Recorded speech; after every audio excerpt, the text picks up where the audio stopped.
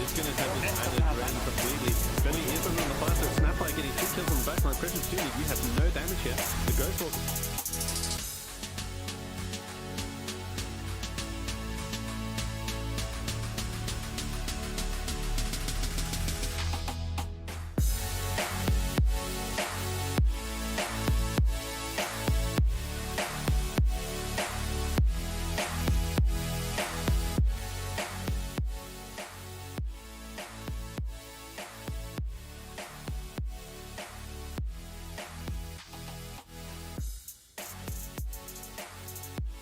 Ladies and gentlemen, it is that moment, and there are so few of them. There's been one a year for the past 10 years, but it is that moment right now where we bring you the culmination of everything Dota 2 South Africa for an entire year that has passed. And I cannot tell you what an honor, what a privilege it is to be here with some of the absolute best in the business, the best analyst I've ever worked with, and one of the best players that I've had the good fortune of getting to know, Notahero and B. But before we let them speak, I just want to say one more time, welcome to EGL 1 Season 2, the grandest of finals of 2021, winner takes all. Man, it feels good. Notahero, of course, I have to introduce you first because you've been with me through this entire experience. Welcome to the broadcast. Yeah, no, it's a privilege to be here. Like one of the first big tournaments that I'm part of this side of the board, and it's been an absolute pleasure. Like watching these teams play Dota, watching it escalate, watching it build up, like having that upper bracket with Sun 5 and Etienne, and Sun 5 taking that one, and now we've got that rematch coming along. What more can we ask for, man? Very little, but fortunately we do have just a little bit more than usual, and actually no, let me say that back. We have something great that's out of the norm for this matchup. Of course, we bring in BE, one of the best players in the country, and kind of sad to see you here in a way, but also we feel so lucky to have you here to give us a little bit of your knowledge, a little bit of your insight in what's to come. Ladies and gentlemen, please give us like a round of applause in the Twitch chat, in the YouTube chat, in-game, wherever you're watching, for BE. Welcome, sir. Thanks, it's a pleasure to be here. It's pity I'm not playing, but I'm really excited to see who comes out on top.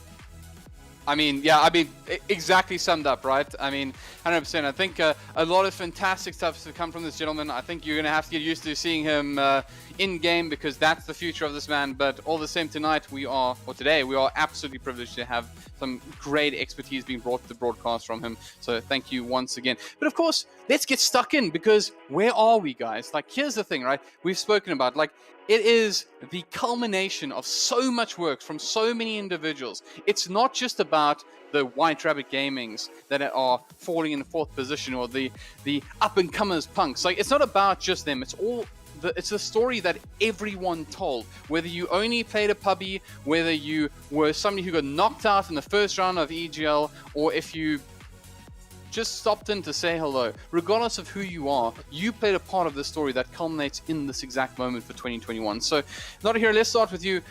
How did we get here? What is going on? Why are we here? No, so this is massive. Like our Dota scene went through a little bit of a dry spell, I would say beginning of the year, January, and like a lot of people were kind of like, we love this game, but we don't really have a strong platform to play on. And then EGL just swooped in. Like they came in here, like season 1, we had so many teams. Like it was a massive tournament. Like we saw upsets, we saw all these things happen, and a few months later, what does EGL do? They surprise us with another one. So it's been insane. Like we've had in the last 6 months, we've had 2 EGL tournaments, 50k prize pools on both of them. It's 100,000 rand in 6 months, and we've seen some of the best Dota we can possibly see. And I'm gonna throw this to Matt because this is the first tournament that I've been a part of in any capacity that there's no established meta. Yes, we see Weaver picks and yes, we see Snapfire picks, but against, like you guys had a series yesterday, Adastam, Shaker, Mid, and Quap, 2 very unconventional heroes. Like they're not in the scene at the moment. You guys are drafting Naga, you're drafting like different stuff as well. Just give us a bit of thought where the meta is for our scene at the moment. I think SA scene relies a lot on the EU meta or overseas meta, and there hasn't been the most big games. The DTC recently started, so I think people are still kind of figuring out what's the best, but in SA I think these games can go, anyone can pick any hero. Because Adestam said it yesterday. He says he thought it went down to the draft. For The sure. game 1, he said he thought they had a better draft. They won. Game 2, he thought you guys had a better draft. You won. And the last game, he thought that their draft was better and they took it. Yeah. Like when games are coming down to purely draft because the players are also skilled, that's crazy.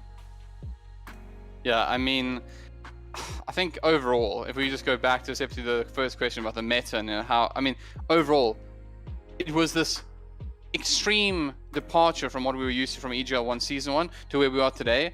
And so much happened in between. There's so much that's been great about this event that there's something truly magical. One of the honestly most magical moments for me is the stand that XD made against Energy Game 2, where it looked like we're having a quick 2-0, right? I was watching from the spectator lounge. I was chilling out there, and XD, man, like, oh, it felt good watching. Not just that. The first time they played each other in this tournament, base race deciding the series. Oh yeah, I must admit the Naga Base seemed race. ominous. The Naga seemed ominous in that game. But let's not get into meta. I know that there'll be some individuals that are they didn't follow the whole thing. They're just here for the grand show. So fair enough. But B, I have to ask. I mean, obviously the question about the meta has been asked, but I'm curious to know what it means to like the individual. Like, what has your experience of EGL been like as a player? Oh, it's been amazing. Obviously, I'm lucky to have a team like XD, the players and management and everyone. But I mean, just even the competition, it's really nice. It made me love tournaments like this. Make me love Dota. I think you're downplaying that a bit because I think because your team is relatively youngsters and you the old head. Like Yeah. I've known you for how many years? We've played against each other so many games. Like you are kind of, even though you've got a bunch of youngsters around you that are extremely talented, you are still the stable. You're the cornerstone of that team, and we saw it with your players. Like you always break the smokes, you always tank the ganks, and like it was a massive performance by you this year. You know, it's so funny hearing this conversation because Notahero, one of the reasons I loved watching you back in there was because you never lived up to your name, right? So it's the exact kind of thing you would do.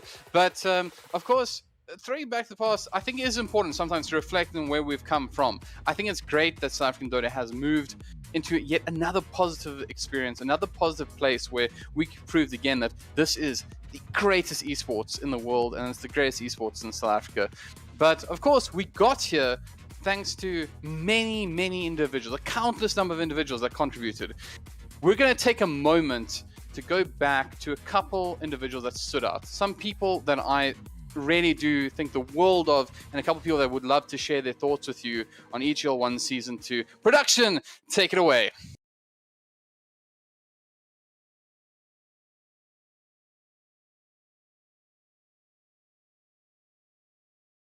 Hey, what's up, yo? It's your boy Rains from the east side. It's currently morning in Hong Kong, as you can see. Beautiful weather. And yeah, that's the Bruce Lee statue. But anyway, I wish the EGL 1 finalists the best. Stay safe. I miss you guys. Hope to see you soon. Peace. Hi, I'm Angela, also known as Vince, and I used to be a Dota 2 caster for NAV TV. Back in 2014, 2015, that was a long time ago. I was the analyst on the panels and casting alongside amazing people such as Hellbird and my brother Rains. I think the last one I casted was at the Rageland, and it's been quite a long time since I saw your faces, so please forgive me. But enough about me. These are about the teams that will be competing soon at the EGL 1 series. So I wish you guys the best of luck and show us what you got. Bye. Hi guys, it's Succubus. I know it's been a while. I just wanted to say hi and pop in and congratulate all the EGL 1 Season 2 finalists, XD Gaming, Energy Esports and Sinister 5. Good job for making it this far, and good luck in the competition coming up ahead. For the Dota 2 community, I miss you guys a ton, and I will be back Sunday. All my love. Bye now. Hi everyone, Reddit here. Some of you might know me as an old South African Dota 2 hypecaster, and others will know me as the owner of XD Gaming. To EveTech and Evesports, thanks for taking the chance on Dota and hosting not just one, but 2 EGL 1 championships. To the casting team, production team, thanks for putting on an amazing show. And to all the teams that have registered for both of these events, it's amazing to see the up-and-coming talent that South African Dota has to offer. Finally, to both of the teams in the finals, I don't think we've seen South African Dota at this level in a very long time. Give it all you've got, we'll all be watching, and let's watch some South African Dota. What's up, guys? Wally today. For those of you that remember me, OG. Those who don't, I used to be a shoutcaster back in like 2016, Dark Ages. For the EGL 1 Season 2 finals, I'd just like to say good luck to the teams. Hope it's going to be a good match and goes all the way. Hi there. My name is Wilson XXL, and I was lucky enough to cast Dota 2 in SA Esports for many, many years. And it's been my absolute privilege to be a part of this community. But my fondest memory is when WRG finally took the crown away from BVD Blue many years ago. Castaway will remember this. And it's my fondest memory because it was the impossible finally made possible. And it makes me hopeful for the days that are yet to come. Greetings. It certainly is true that we live in uncertain times. It's no secret that I am not a young man. As a 37-year-old boomer, I remember simpler times. I remember times before talent trees and emotes, where professional players wouldn't get triggered by a question mark in all chat. I remember times where a simple GG easy, no re, or meet me Bayside KFC was the mark of a true, sophisticated gentleman. A time before neutral items, before bounty ruins, where 20% of the game was just spent arguing over whose turn to use the courier it was. So much has changed.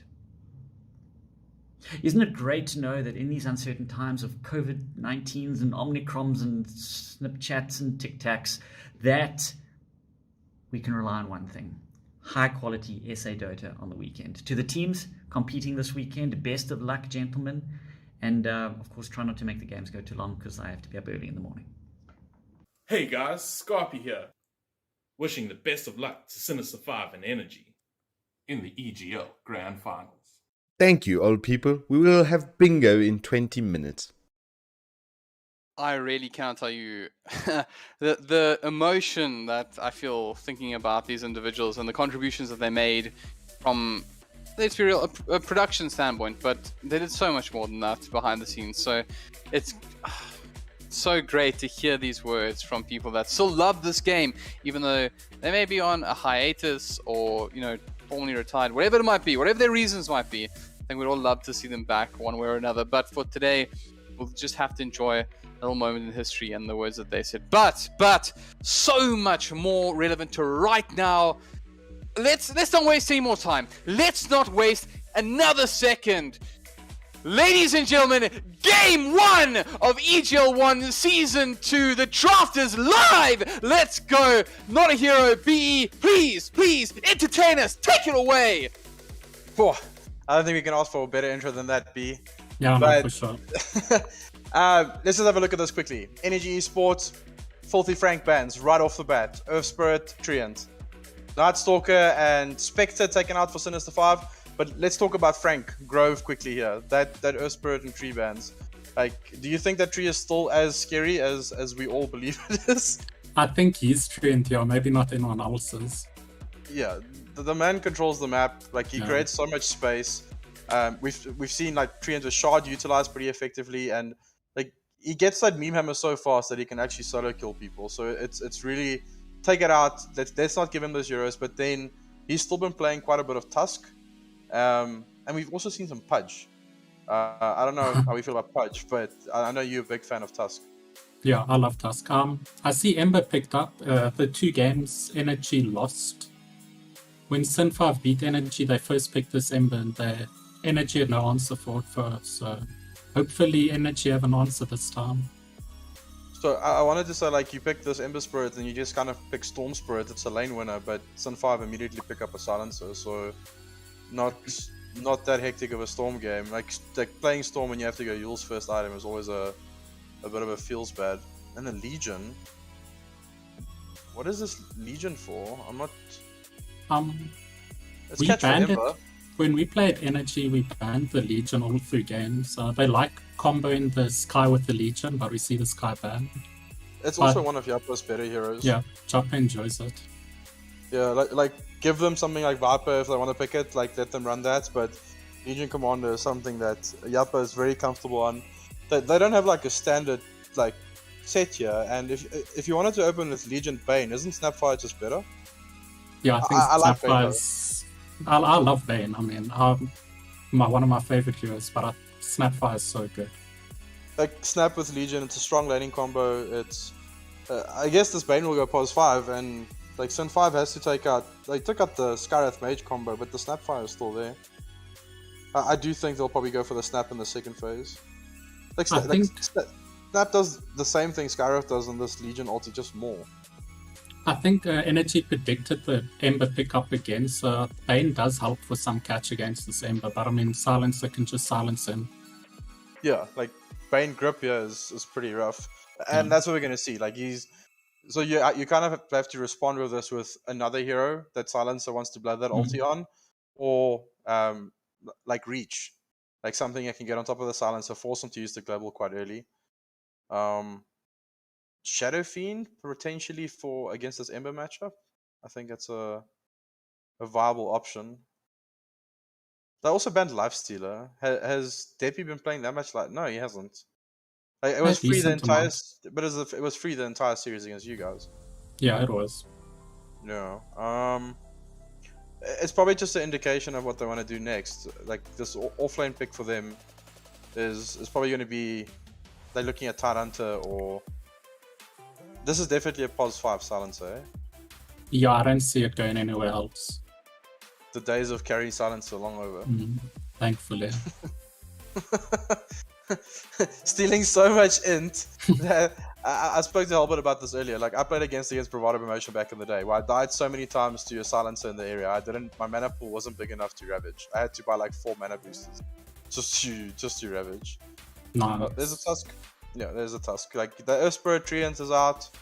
They pick up the Tusk for Frank, and Tusk plus like Ember Spirit is that's your kill squad. They can roam around the map. They can create pressure, they can create space. Ember's pretty elusive, so is Tusk. Tag team plus Ember Spirits, Flame Guard in that area. Just a lot of damage, a lot of slow. Can't get out, a lot of kill potential. If you're a good Tusk player like Frank is, it's also safe with the duel and Fiend's Grip, so it's a very good hero. Yeah. Like Fiend's Grip someone, just pick up the target, and with deals, same story. I like that a lot. The duel's a bit wonky, but I guess you just hold it for the full duration, and Silencer can also pop ulti in that instance, so there's no going to be follow-up damage. So, like this Tusk was coming, we saw it. The Earth Spirit tree ban, Tusker was there's a Shadow Fiend. Like Shadow Fiend versus Ember. Like that's your. Like I guess they can swap it. We have seen some safe lane Embers. It's not horrible, but it's not a hard carry. So what's going to come out next year? Probably looking for a super hero. Don't know what they need though. He likes his Hoodwink. Yeah, Clock is not good Weaver's against... still there. Clock's not good against Ember though. Tusk is also kind of a mini save. Hoodwink with Legion Commander is still pretty good. Yeah. Like duel plus the Sharpshooter, like completely just blows someone up. Something interesting that happened yesterday, I don't know if you watched it, but Secret versus Alliance, they actually ran a safe lane Shadow Fiend. Wow. And Nisha didn't take Shadow Rays until level 22. He maxed Necromastery, Presence of the Dark Lord, ulti and stats. I've never seen that. That's interesting. Up to level 22, and he just right clicks people down. There's the Hoodwink, you called it. That's their dual combo. So Legion plus Hoodwink, that's their kill squad. And an interesting thing, if Hoodwink channels Sharpshooter and Silencer pops ulti, it doesn't cancel, it keeps channeling. Until the full, you can't proc it, but the full duration will go off. Mars. I like it. Mars. It's a solid hero. Yeah, the hero just provides so much. It's got a good stun, it's got good teamfight presence, it's got a slow with the rebuke as well. And it's also a pretty good hero against Shadow Fiend if this goes like a right-click SF, because Bulwark just can direct some of those hits coming onto your friends. So it's a solid teamfight pick here. With the Global and Mars Arena, their teamfight looks really good. Yeah, Mars Arena with Global, and you kind of have to watch your friends die. What do you pick against this though? Like Ursa is a viable pick. I think Ursa destroys Mars a bit, and we have seen the hero pick quite a few times. And then your SF is also allowed to be a bit more greedy because he's your main jungle farmer then, and Ursa is kind of just needs 1 or 2 items and he can run at you and kill. Ursa's looking good. Spectre's banned. No, Spectre's banned. In the first phase, yeah. Like the spec would have been ideal because then you can jump on the silencer before the fight even starts. I won't be surprised if Sin. Oh, there's the Ursa ban. Yeah, Sin 5 taking out Ursa, isolating that Shadow Fiend can be the greedy hero. Ursa can put pressure on the map, so they need something similar to Ursa now. I kind of always feel like when teams don't know what to pick, they pick Juggernaut. I was thinking Jugger. Yeah, and Jugger against Mars is still pretty good. It's a natural Manta builder, so you can get the silence off him, you can get the chains off him. Or you can spin for chains and mantle for silence, so there's multiple factors, yeah. I think they're gonna go between Jug or Wraith King. Both, Deppy loves both heroes. Jug or Wraith King? Yeah. I like Wraith King. Like, Bane never really wants to grip him, Legion never wants to deal him. Wraith King plus Silencer lane is actually pretty okay as well, because the slow damage over time plus Silence is slow. So that's not a horrible combo. So, Jug or Wraith King. I think both teams will be happy with the Jug or Wraith King, actually. The draft is pretty even at the moment so far. I don't see a clear, I like this more than the other one. Deppy likes his hard farming heroes though. Like he thrives when he has some space. We've seen a lot of PA as well, but I don't think it's a good PA game. Kunkka, safe lane Shadow Fiend. Nice. Yeah, like it's exactly what we saw yesterday. Like no levels of Shadow Rays, maxes Necro Mastery and Presence of the Dark Lord. Then stats and like first level of Shadow Rays comes out like 22 minutes. Mask of Madness, Dragon Lance, BKB, SNY Satanic. That would be cool. Yeah, it's new. Nisha played it yesterday for Secret, so when they picked it here like so early on as well, I thought it was kind of a flex. It does lane well into the Ember Spirit, but so does Kunkka. And Kunkka rounds the draft off nicely because you can do like X into Requiems, X into Woodwink, like Bushwhacks, Legion can set up for duel, and they also have the Bane, so nice team fight, nice like tanky hero, nice presence. Is Adestam going to go utility here, or does he just go damage? I hope he goes a damage build. He played so well yesterday. I want to see him like most carry. His quap yesterday was like, really good. I felt bad for you guys, but that quap was scary good. He was always in the right place. The dagger heal was so tanky, but this Kunkka is also a signature of his. Like we kind of know Adestam for Wind Ranger, Kunkka, Templar Assassin, and what was the other one? There was another one. But yeah, Kunkka is definitely a staple. They took Lina out. Last pick for Sin 5B. Oh, I was gonna say Jug. I would have preferred MD likes it. Here. MD likes Sven. So the reason this Sven is coming out as well is because of the safe lane. Oh no, it's a mid Shadow Fiend, or are they swapping the lanes? We saw some of the Southeast Asian teams do safe lane Kunkka though. This is very interesting. But the Sven pick is definitely for the presence of the Dark Lord. They're trying to counteract the minus armor. But I think we need to bring Hellbird back here just to get his thoughts. Mr. Hellbird, like what's your take from this? I mean, if you really just want to hear something screaming illegibly into a mic, then that's probably what you're going to get. I have nothing to offer that you guys couldn't have said before me, but I really do think that we're on the precipice of an amazing series, an amazing journey that, again, is reflective of everything that we have done this year. It is so important that we reach this point, and that may seem strange, like, but only 2 teams have reached this point. Only Energy and Sinister 5 here. That's a filthy lie. It's, again, every moment that you played against someone who played against someone who played against someone who played against Adastam in a pubby, like every single moment that you as a high-level player got trashed by Castaway mid, whatever it was all of those moments combined that reach this point. And Oh, man, I can't tell you enough about how much I love this game and how much I love this moment where we set the stage, right? Because the drafts are great. I mean, I'm a draft guy. Right? I love drafts. I mean, B, you love drafts, right? Give us a nod. Yeah, for There sure. we go. I want to hear B's last thought though before we Okay, say fair goodbye enough, to fair him. enough. Yeah. So before we say goodbye, we're going to go into the game in just a moment. B, what's your final thoughts on the matchup? Who's got the better draft? Who do you think's going to take it this game? I think Sin 5 are going to take this. The team fight was looking too good with Ember jumping around, killing the backline. Awesome. I kind of agree. This silencer with Ember is a pretty scary thing.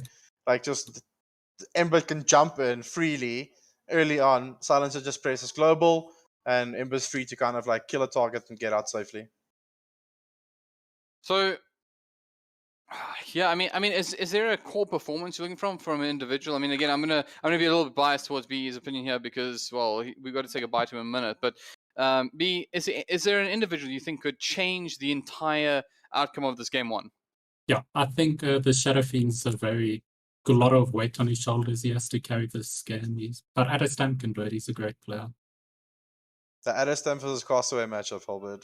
Like, we've been praising Adestam this entire year of how he stepped up his game and the player that he's like grown into, that he's gotten even better. And then Castaway decided, hold on, they're calling Adestam the best mid in SA. I'm not playing offlane anymore. I'm going back to mid. So, I'm I'm kind of pretty sure that's the only reason they did a role swap. I mean, let's abuse the fact that we have an XT player for a second. I mean, do you have any insight on how Junaid feels when he plays against either of these two players? Has he ever said like, "Oh no, it's Adastam," or Castaway, or is he just like, "We're gonna crush this guy"? Like, what's the insight? He's a very quiet guy. And he's a very nice guy. He doesn't down talk anyone. He's respectful of everyone, and I think he just relishes the opportunity to play against these good players, and he learns from it. He's so humble, man. I was waiting for this kind of like, no, stomp him. No. Junaid says he's gonna trash this guy. He's not that good.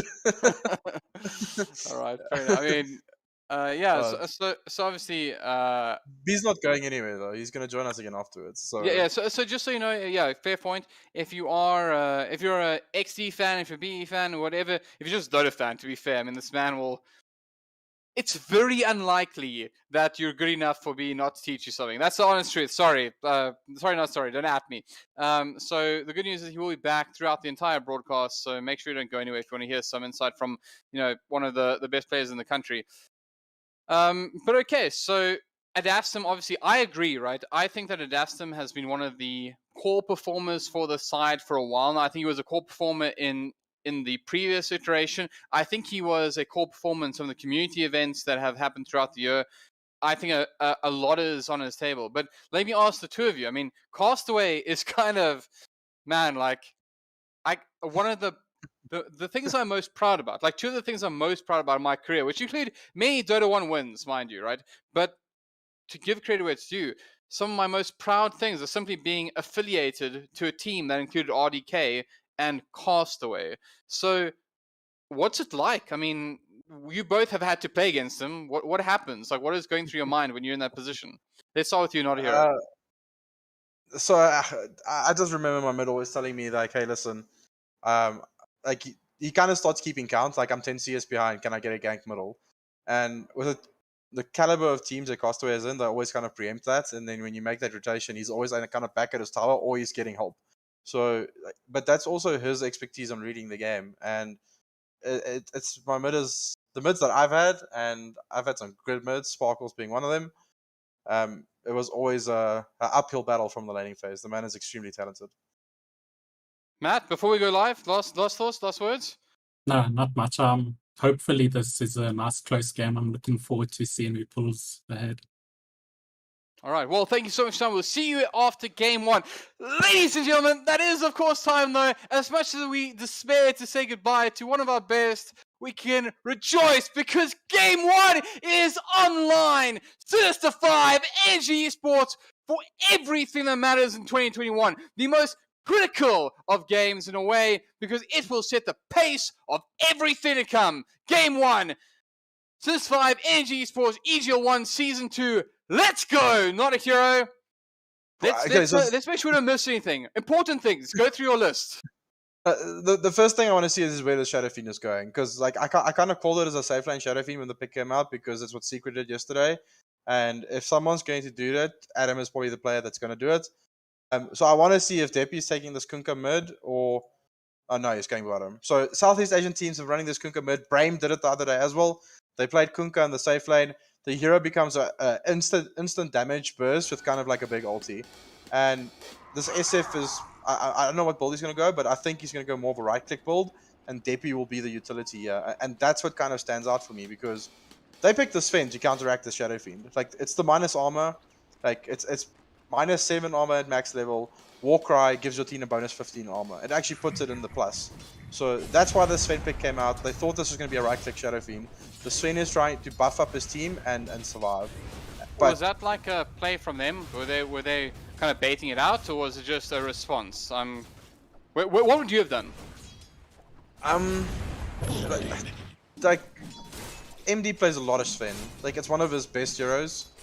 But I think they thought this was going to be a safe lane SF, and the Kunkka's going to go middle.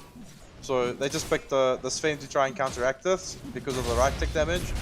But Shadow Fiend does really well against Ember. Like, really well.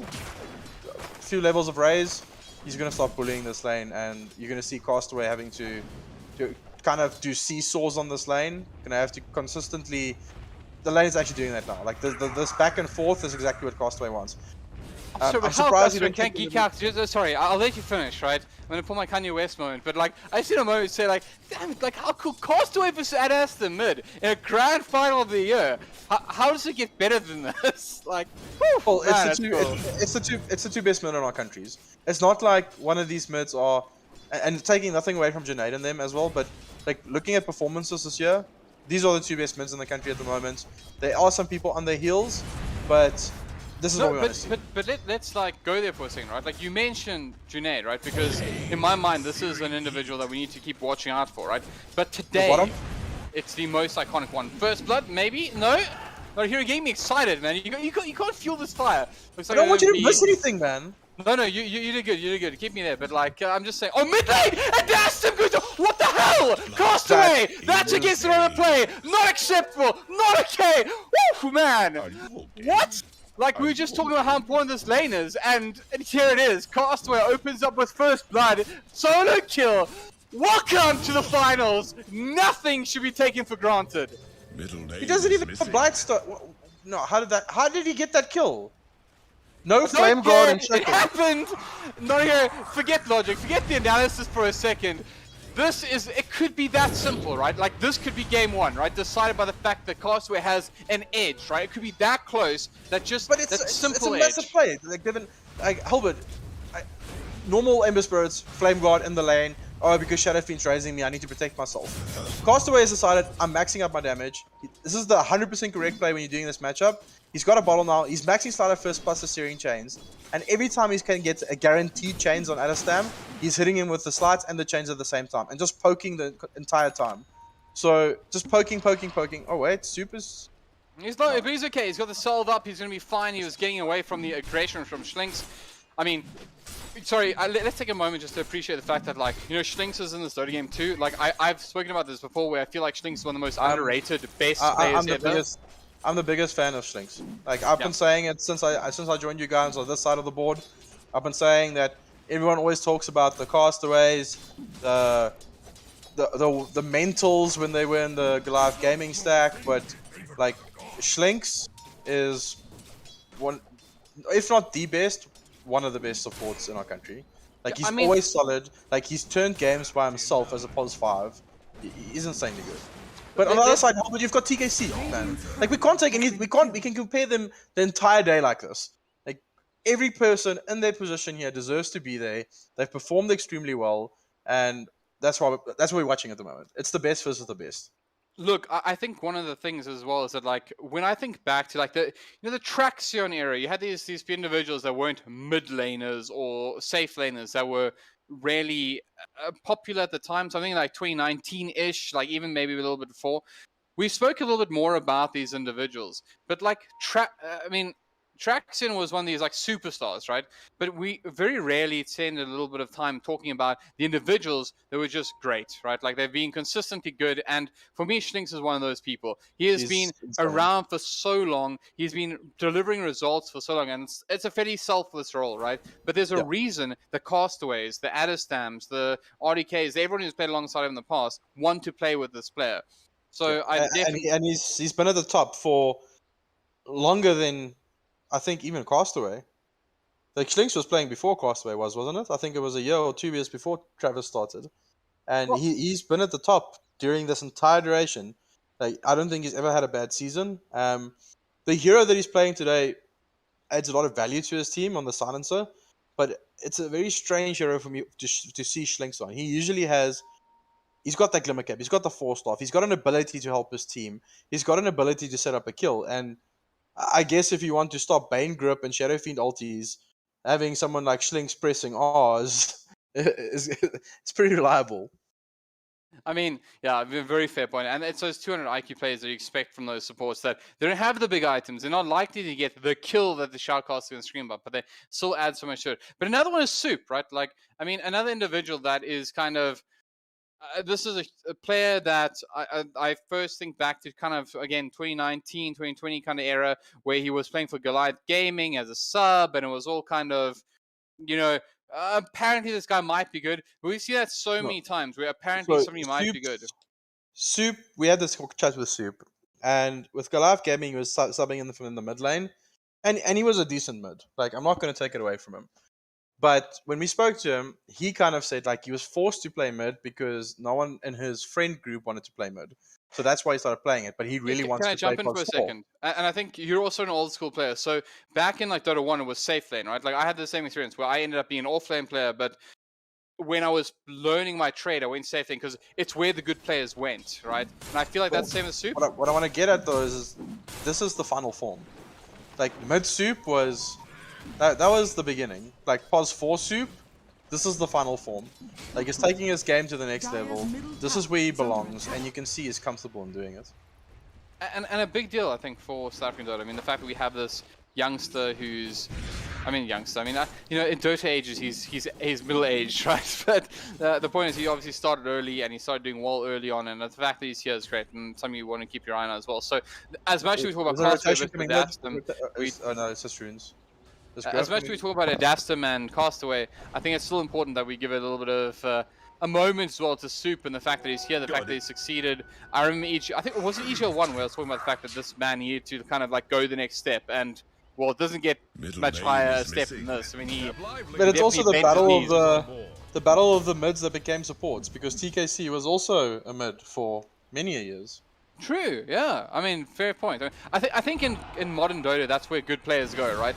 And they end up finding their space somewhere else. Like, oh, I'm good, but maybe I would be better enabling or something like that. So yeah, 100%. So a very, very fair point. I mean, TKC, he's old hat, right? We already know he's good, but he is good. So okay. So apart from that first blood, there's a kill middle.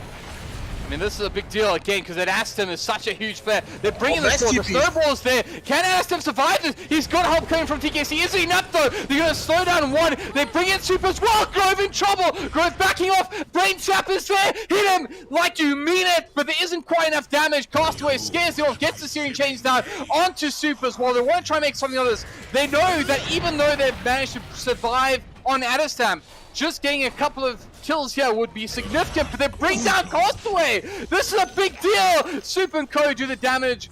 Grove unable to make sure that this happens. This is a monster because I was saving him for last, by the way. It doesn't get much better than this man, and this is why knows his hero so well. Does he have enough damage? Yes, he does, and that is so worth. Here's an exclamation point when we're talking about support players, because Grove is probably the best there is, the best there ever will be in South African supports, and man did he show why. They lose Castaway, we're mid, he doesn't care, I have a job to do, get it done! Not a hero. Does that get a round of applause from you? No, that was amazing plays. Like, Adastam had to back away there because he was low on HP, and the reason this rotation came in by Grove is because Castaway actually isolated the Shadow Fiend starting to beat him with CS. Like, he realized that this SF is now bullying him a bit with the Razors, and he's starting to get behind. So Grove comes in, but instant mass TP Spire energy, They get the counter kill on Castaway. Adestan did not get the XP for that though, which was big. And then, so 2 supports from Energy got the solo XP for Castaway, and Grove got the solo XP for Adestan. So, battle of the supports at the moment. I just want to say that there's so much to watch, right? I'm watching mid lane, right? And I'm more like, how did Castaway win this game? Do you know why? He's slider fisting through the razors. Like, even when I'd asked him jukes it, he slider fists the razors. I mean, how absurd. Like, what are you supposed to do? This man is like some sort of, like, forget that bot that beat Dendi, right? Like, just put Castaway mid against people. Let's see what happens. Man, he's good at this game. Yeah, it was such a high value series of plays because this is the battle of which mid laners. So top lane, they're going to go on the new Schlink silencer and they bring him down as well. But in comes Chosen One. He wants to make sure this happens. They get the first one. They bring Castaway as well. They really want more than this. Yappa, you're in trouble, mate, because they are all coming after you. The overwhelming odds is good, but it's not good enough. Finish with a God's Rebuke. 3-5, 6-5 lead, but the 1K advantage is on the side of Energy Esports. Can't get much closer to this. Pressure on mid lane. Depi is literally just telling his team thank you for the space at the moment. That was a good series of kills. Mass TPs again. Oh, Grove just steals a haste stream right in front of them. But Depi is completely free farming on this Kunkka. 55 CS, 9 denies. Going armlet next. He's going to have it pretty soon. Oh, Grove is in. Sven's coming in. At bottom lane, they try and bring the Depi. This he's got no mana. Kill. He is... He's so tanky. Fine. He's that fine. Kunkka's got a massive High five me, mate. Like, that's all there is to it. Unfortunately, not much more follow-up than that. At the very least, I guess, I mean, you appreciate this. Obviously, this is an individual who can most certainly farm, or a hero that can farm very well in the off-lane, or the off-lane position in the triangle, so Fen doing just that. But top lane, of course, as if it was just some sort of script, Energy started applying pressure to the safe lane tower. The one thing that's kind of like standing out for me at the moment is Sin 5's waves clear is pretty poor apart from Mars. And once Ember Spirit has Maelstrom up, but until that point, their wave clear is pretty average, and that's why the top lane tower is going down. They could constantly push it in. Sven's not there to de-push it with the cleave. He doesn't want to be there. He's getting hurt at the moment. He doesn't like. MD moved away from that lane the moment Legion Commander hit level 6. He was scared for rotation with the duel. And him dying at that stage is not worth. He moved into the jungle. He's got his Mask of Madness. Oh, he's got a nice stack here going as well in the jungle. Oh man, a nice stack, you say. This is tasty. Go down, says Depi. I need some farm, and that's of course going to be Depi, fan of Depi, like not Depi at all. That's but, MD. Yeah, I was going to say like not Depi at all. Other team, literally. Not a Depi. Not a Depi, I like it. I can go with that for the rest of the game. I mean, MD is another player. I mean, I kept wanting to defend this opportunity to highlight people, but MD was, if I was correct, he was like dropped at some point, and like here he is in the grand final. So MD was mid for them, and I think like there was, I don't know what happened in that team, but there was a bit of controversy. Like Castaway went to offlane, MD went middle. Because we're going to fight down towards the bottom ruin. Kunko Rum goes through, doesn't quite connect, but the snowball from Grove is good. TKC in a little bit of trouble, but they're back up there respecting. He's caught up beautifully, but the real Depi, he is fighting down to Grove. He's going to challenge him at the moment, pushing him back. They're all lumped up together. Good opportunity for Castaway to do some damage, but he has to respect them. In comes the arena! Take it from Chose One. In comes the Flame Rims. Jump below, he's down. That's them in trouble. The snowball there comes in, carrying Grove and TKC. You trapped. Get out of here. Chosen One first. No, not quite yet, but one more hit required. 2 minutes required. He got the brain sum of Royd, courtesy of Castaway's mid. 3-9. And let me tell you something. That matters. Okay, number 1. Grove dodges Kunkka Bug with Snowball. 2 heroes saved. Castaway dodges Requiem with the remnants and comes back into the fight and secures the damage. Massive plays by Grove, massive plays by Castaway. Just even the last Ice Shard block, just ensuring that they get the Bane as well. Just high level plays, massive skill, multiple dodges, and I guess that's the power of Tuscan Ember Spirit.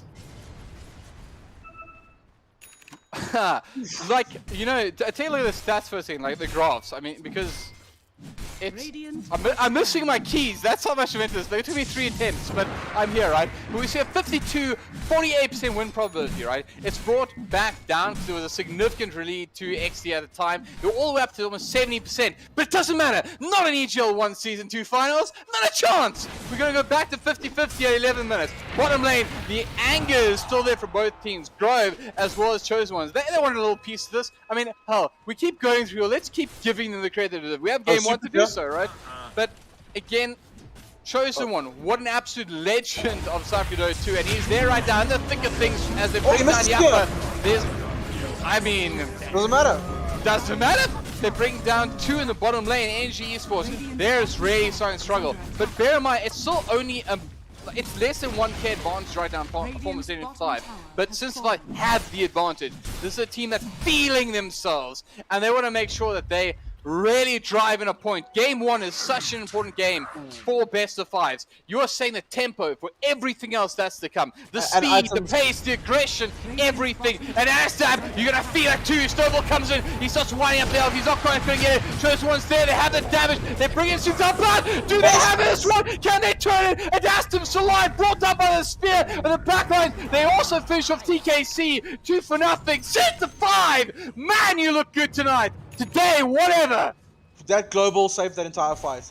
Adestam got saved, and he popped the wand, he had enough HP, he started channeling the Requiem, and global came out immediately. They've caught Yappa as well. He's able to get away with the pressy attack, but they are pressing Notahero!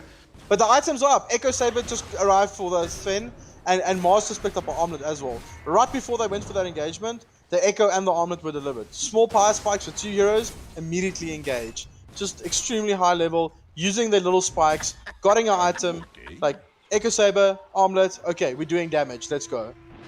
Like, Yappa needs to get to this Blink Dagger, and like he had a really good laning stage, and 30 minutes, okay, it's still quite early, but for them to be efficient here, Yappa and Stoop need to be able to start killing people. They need to get this duel into sharpshooter combo. They're going to try the Kunkka and the Bane now, like X into duel maybe?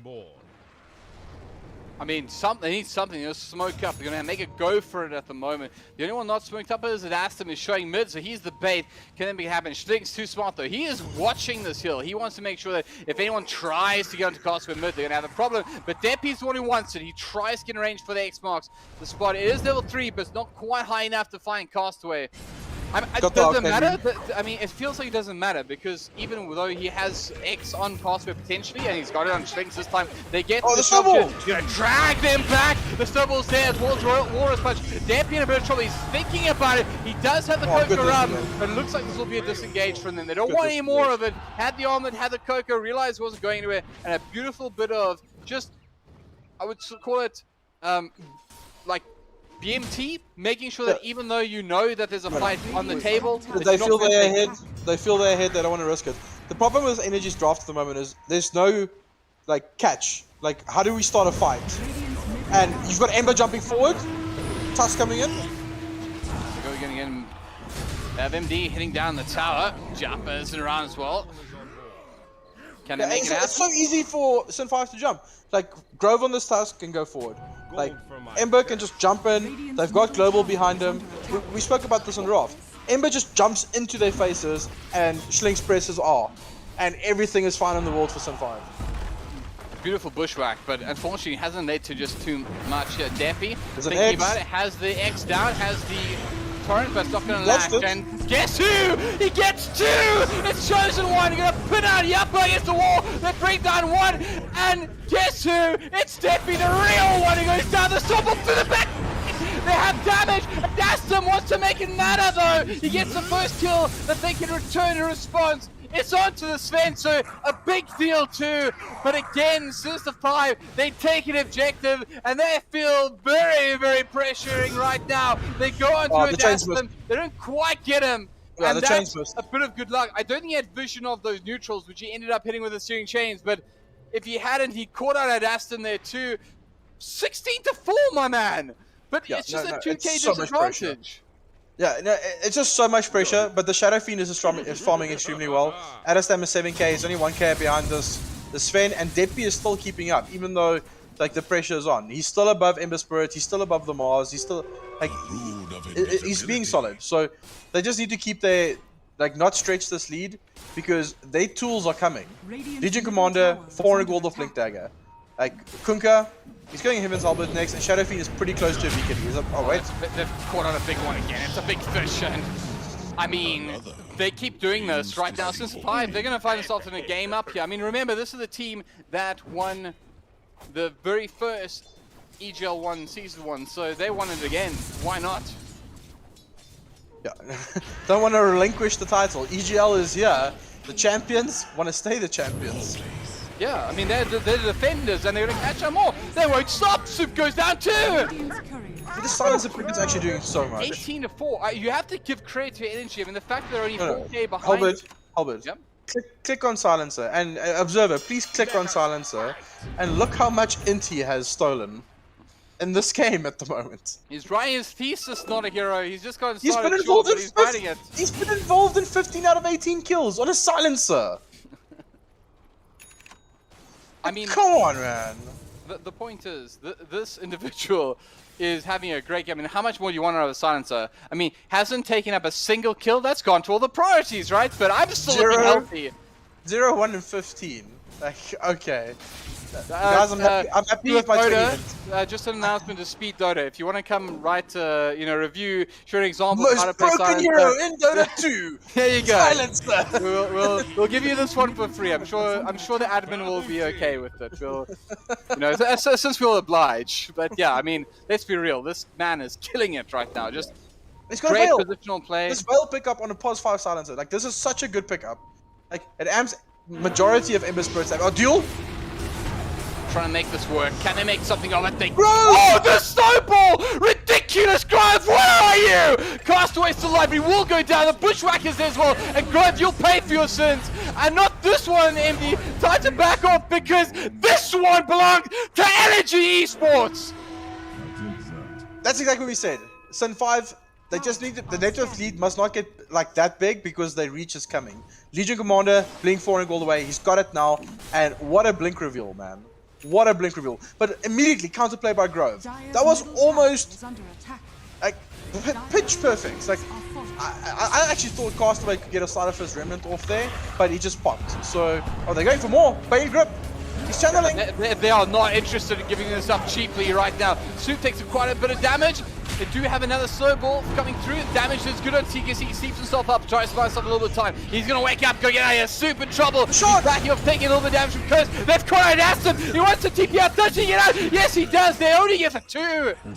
Are you okay? Bringing Roche on. Immediately into Roche. Sven ulti still up. Very healthy. That wasn't a call. There was no call there. There was just Dota 2 brilliance. They all knew as a team it was time to go. It was time to sink in one of the screws. Sinister 5. They're just bullying Roshan. Like, this mid tower is being so instrumental for Sin 5 at the moment. Oh no! Back lines, they caught a very big target this time. They go into the high ground, not too sure exactly what they were looking for there. Other than an escape, but they do manage to do it. They're trying to back people up here. Grove on the front line, still dealing with it. Aston. Here comes MD! MD just laying the Deppy on the run. Fan by arse. TKC, he's in trouble, and there's absolutely no love lost there. Woo, man, they are killing it. That snowball was so good. Like, it was onto the high ground, gave his team more time to react. I don't know, man. Sin 5 is ready for this game. They are on it. Like, yes, they lost that one team fight, but 7k net worth, 20 minutes. Like, they're playing with such aggression, and the net worth is just getting bigger and bigger. Now they've got Aegis as well. Who took the Aegis? Did they give it to the Ember? Okay, yeah, that's a much better like Aegis carrier. Sven is kind of weird because you want to pop your ulti early on in the fight, and if you die with the Aegis, then you don't have God strength anymore. Giving it to Castaway, 2 lives, you can just keep casting spells. Proper decision making by Sin 5. This is the first time in the game where I look at the scoreboard though and I see like the 721 and like, okay, but the net worth reflects it. This is the first time where I can look at the graphs and go, wow, like they actually are in this position. Because it's been amazing how Energy have been able to keep in this. And that's almost a worrying sign. When you get 21 kills versus 7 and Energy still feel like they have a shot at this, it's alarming of just how good Energy actually are. But take nothing away, because since 5, they're still doing it, man. There's something proven they can buckle under pressure. Right now, there's no pressure. There's no problem. You're looking golden. You keep that up, you have yourselves the EGL 1 Season 2 final in the bag. But unfortunately for you, it's Energy Esports. You have to do it up for again. this. MD used ult for this. He wants to take the Sour. They're gonna get us. So, Sin5 is playing so well, man. Like just seeing like the globals coming out when they're coming out. Frank on this Tusk. Like how Castaway is playing this. Like C1 on this Mars. This Armlet build I feel is the only build that should be viable. Armlet into Blink. It allows your hero to actually do damage. Like Armlet plus God's Rebuke it does a lot of damage. If you hit 2-3 heroes, it's 600-700 damage. Like you contribute so much to the team fights. But the tools are ready, Hellbird. The tools are there. Boots of Travel, Maelstrom on this Ember Spirit. He's going Lincolns just so he can't get gripped, even though they have the Silencer. So that means Schlings can use these even more freely in the fights because he knows his Ember can just jump in forward. Watch it. If Bane then still gets a grip off because the Lincolns just popped, but it makes Energy's life way harder. It's looking like they have all the tools that they need right now to finish things off. But again, as said, it's Energy, right? Like you can't really take them for granted for sure. And they go, they're gonna catch out another, and of course it's Yappa this time, the Legion Commander, under fire snowballs as well. He never gets an opportunity to respond. Beautiful bit of work by Sinister 5. Grip. And There's damage on Castaway, not quite enough though. They try and run down TKC, they put him up against the tree line as well. TKC goes down to MD. Man, And the there safe is thing an is X, just feel like but you can't again, follow the snowball. You're not allowed to snowball. I mean, you're not allowed to X. You're going to get caught by a snowball. Grove has been so on point with these snowballs. Like, the aggressive snowballs are there at the right time, but the defensive ones are always there at the right time as well. So he's holding it for the clutch moments. And they fake backing this. They waiting. Castaway is back. He went back to base with the Remnant. This is problematic. Right now, Kunkka just not like I've seen it work, but it just doesn't feel like it's doing damage. Bottom lane, they've managed to catch out Soup as well. Yeah. Like, how do you punish that at the moment? Like, there's no grip online. This Legion is. He can't just duel. Yappa can't just duel a target and they burst it. Like, Hoodwink Sharpshooter is great, but if you see what Sin5 has been doing, they've always been positioning a body between the duel and where Hoodwink is, or the grip and where Hoodwink is. Like, C1, I'm going to say this openly, like, he's always been in the right position. He's not the target that's being dueled or gripped, and he's always positioning himself in front of that target. So the burst is not there. They got the Ember Middle. He survived because C1 tanked the Sharpshooter, and it's just been like executed perfectly. So what happens? How do you get back into? I mean, you have all your tier 3 standing. You can still make a go of it. Say again? You have your tier 3 standing, right? You can still turn this one around. Surely, there's a way back in this Notahero. Where do you go? Shadowfiend needs he needs Shard, because that's a big damage item for him, and he's going Silver's Edge, so that could be a play. But this Kunkka just, I guess BKB on Kunkka and he can actually just man up. I'm not sure. Like, it's a hard ask at the moment. Like, there's so many tools on the side of on Sin5. Kunkka goes in with the X combo, it gets snowballed. Like, there's so. Oh wait, there Frank going in. Oh, they caught out the big man as well. That's to me. BKB's up, not gonna get that ulti off though. That's just a death ulti, and Yappa goes down as well. They lose 2 here. 10k up. What do the graphs look like? The graphs look pretty damning, Notahero. 14 to 86. It looks like Sin5 are going 1 up in this game. There's still tools to come back. Going high ground's a different beast. I've seen many teams lose going high ground, but Sin5 can just wait out Roshan. 2 minutes, take Roche, push with the Sven in the front. I don't know. Like, it feels really hard at the moment. They just have answers. You saw Frank there as well. Immediately, Blink Dagger, Waters Punch. Like, get straight onto the right target. They saw the Bane on the side as well, but he blinked straight onto the Shadow Fiend. So always choosing the right target, making the right decision. And by the time Addison could get his BKB off, he had a quarter of HP left. And that's always, it feels bad as well. Yeah, like, using BKB at that like threshold of HP. Yeah, it was trying. I mean, it's not getting any easier as well. They've got out TKC, but then you get the duel off. But guess who it's Grove? And this time he decides it's okay. You can do some damage. We'll fight this. But guess what? Chosen One, he's in a little bit of trouble. He's backing off at the moment. Dampi as well. Yappa, they're looking to make some. They have the X on to the Mars. Not going to get quite too much out of it. Pathway still interested. Grove going to snowball. It's the noteball, as they say, and they have the damage shot. Jumper shorty. Yeah, it is. TKC face to face. Castaway. I don't like this. Let me out. He says they're going to bring him down for sure, and they do. Depi now backing off because Castaway, he's hunting two towers. I don't care about that. I have right click damage. He just waits for the searing chain. The PM is real, and the PM is deserved because Sinister 5 are so good right now. And look at Grove. Sven did a total of 1,270 damage to Hoodwink. Never refuse gold. Hellbird, can I tell you what's the funny part there? Tell me. Hoodwink only has 1,040 HP. He did 1,200 damage to a hero with only 1040 HP. Okay, crits are real. No. Passed away with the full on, hey, high five, and C1 coming in the spear. T1 has been solid this game, but the platform has been laid for him to play. Like Grove on this task has allowed every single one of his cores to play aggressive. Schlinks on the silencer, same story. Guys, go run at them. I've got global. Go run at them. I've got snowball. We've got you. And you can see, like, these cores are playing with no fear at all. Grove and immediately... Those balls? The one's getting Yappa at the moment. They're going to bring him down. They get the Magic Missile, assuming the Stormhammer onto the Bane as well. Good work there, but the Koto Rum is good. It catches up Grove finally. Apparently he can be hit. I wasn't sure, but this time around he does actually tank a spell. Hoodwink goes down as well. Castaway.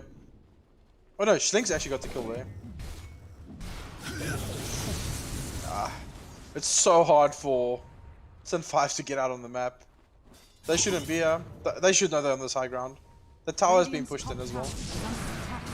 Top lane, they have a lot of pressure coming in, and of course that's the last tier 2 that's standing. So Chosen One as well as MD want to finish the job there. If you're careful, we get the duel up, but look at the positioning of MD. We'll take that duel damage. Thank you very much. Defi trying to stay his ground. The God is weak there, so out comes the arena. TKC Cornelly is looking for something. Damage is good onto MD. Do they have damage? Not quite. He's able to blink away.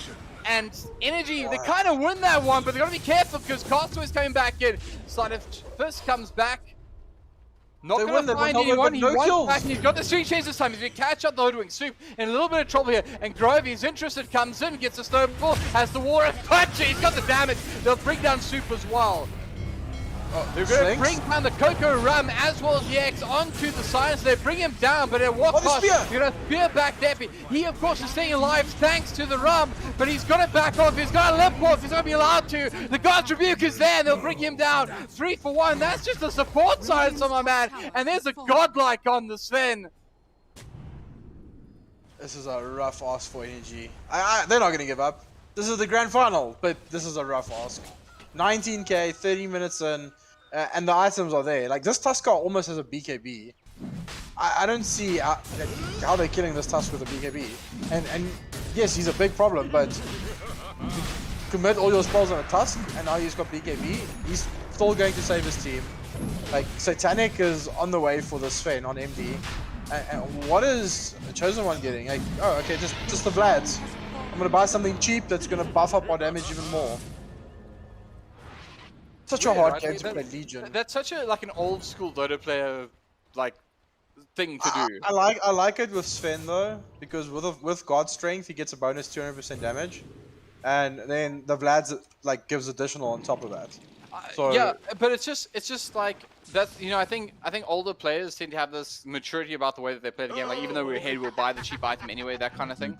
So I really do appreciate that he does that, because it's a shout out. So, I mean, we're talking a lot about the resurrection of the South African Dota 2 community, and this is an individual that personifies it. In a way, this is the perfect person to be in this final, because he was there back in 2011 when Dota 2 became a thing, and he's still here today, showing that he's still a brilliant Dota player. And man, he's making it look good right now in this offlane. But It's the big brain. Like, you can see how he thinks about this game, and it also busts up his hero because with this armlet, like God's Rebuke does a lot of damage. You're gonna lifesteal quite a bit off it.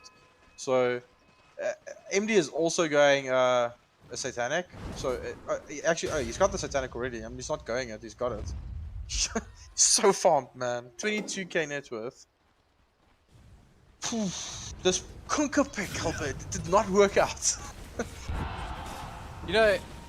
It's weird because like it's been a Sinister 5 game. It's hard to say what they were trying to do in Energy. They've just been. It felt like they've been responding to this ever since Castaway got that first blood, one-on-one. It was just, how do we deal with this situation? I said it back then, and I'll stand by that statement. This first game may be down to it. In comes Chosen when catches out TKC. He's down early, but more importantly, they bring down an Eskom, and they bring down the tier 3, and they're going to bring down the racks, and they'll most certainly bring down game 1. Wait for it. You're going to hear it in just a moment. Energy are unlikely to go out easy, but that GG is looking so clear, because right now, Sinister 5 are on fire in game 1. It's just so hard to play Dota, man. There's no grunt on the side of Energy. There's no grunt. With grunt, I mean something that goes and stands in front and doesn't care. Like, this Mars can jump in, Ember can jump in. Oh, there's just destruction at the moment. Deppy BKBs, he's going to walk back into the fountain. And high fives are flowing, but it's high fives for Sinister 5, because right now, it looks like it is theirs to claim game 1. So certain all of a sudden. They're going to bring down the mid lane, the bottom lane, still racks. Deal? Oh, no, that's a horrible deal. Going to bring down the upper. No, the Steep's there, but it's not enough. They bring him down. Shows one of the front lines. Castaway, he's just making sure that this looks good. And really, let's be real. Let's be honest for a moment here. Let's not mess you around. As a Dastum quite literally dies in their fountain. Ladies and gentlemen, I'll take this moment to start easing you back into the fact that BE is going to have to start putting his camera back on, making sure his mic is ready to go, because we have an analysis to do. Because game 1 between Sinister 5 and Energy Esports in the grand final of EGL 1 Season 2, the grand final of the deciding matchup of the year. Well, right now it's being celebrated with arbitrary Mars arenas, because game 1 is most certainly decided. Sinister 5, take it in style. It was just so crisp. Like, the tools that they had this game and how they utilized them. Like, at one point I was like, the silencer pick, and then I was like, oh, the silencer pick. I don't even know why C1 is spearing away this Legion. They could probably get some deal damage from it. But it's cold, my man. The tools which are so great. Like, I'm gonna say, like, this Tusk for Grove, at this point I would give him the Earth Spirit, because if you want to pick Legion Commander and you don't ban Tusk, this is what happens. Like, Yappa got that first blink reveal, they won the fight, but after that, every single duel, Frank was there. Every single like initiation Sin 5 had, there was either a global or Tusk Snowball. This was a massive performance by the cause for Sin 5, but the support is what allowed them to play so aggressive. Amazing Dota. They looked so, 13 to 45, I will say this much. Bear in mind that this team, like, look at the graphs for a second, Mr. Observer. Look at the graphs for a second. Yes, there was this like massive dip, that's a massive decline that happened about the 15, 16, 17 minute mark. But the reality is that this was a team that they annihilated as far as last kills go, right? But the fact is that they were still able to keep very, very relevant in the matchup for a long time. They actually had a very strong win probability early on. But the decision making from Energy Esports was simply, it was outweighed by the just totally ballistic performance. I mean, B? What does B think? No. I think that was Energy looked away very good that game. I think it came down to the draft and they just played better. Yeah, it was tempo, and execution. Like, the amount of like flaws they made that game was almost zero. Like that was scary. That was scary. So, let me ask you a question. I mean, at about the 15-minute mark or so, it looked like ANG were actually in a good space, but they were behind on kills even then. Was this something that you could say like the win probability didn't know what it was talking about, or did it look good for them? What happened? I think Energy can be happy with how the lanes went. The first blood was a bit weird, but that's fine. Aristam can bounce back and maybe win the next matchup. But they came out of lanes ahead, they looked good, but I think somewhere in the mid-game it just fell apart for them. Yeah, it was just the reach factor, like we spoke about it, like Ember being able to jump in with the silencer backing up, just popping global because no one has BKBs yet, and Frank can choose whoever he wants to go on. Like all these little components just came together, and the draft was actually an insane draft if you think about it. Yeah. Stuns, team fight, people can just jump with no punishment. Yeah, that silencer pick, man. Like we didn't really like talk about it much in the draft, but that silencer pick ended up being a massive component. No, it was a great pick. I haven't seen it much this EGL, so it's really cool to see it in the grand final. Yeah, it was a massive pick. Hellbird? I must say, I hate silencers. To me, it's like, it doesn't offer anything. Oh, you're gonna cancel the Enigma Black Hole. That's what you get out of the hero. But I'll honestly, say that now. yeah, hard to keep going. But I want to talk about Grove, man. Like those snowballs were just crazy, right? Yeah.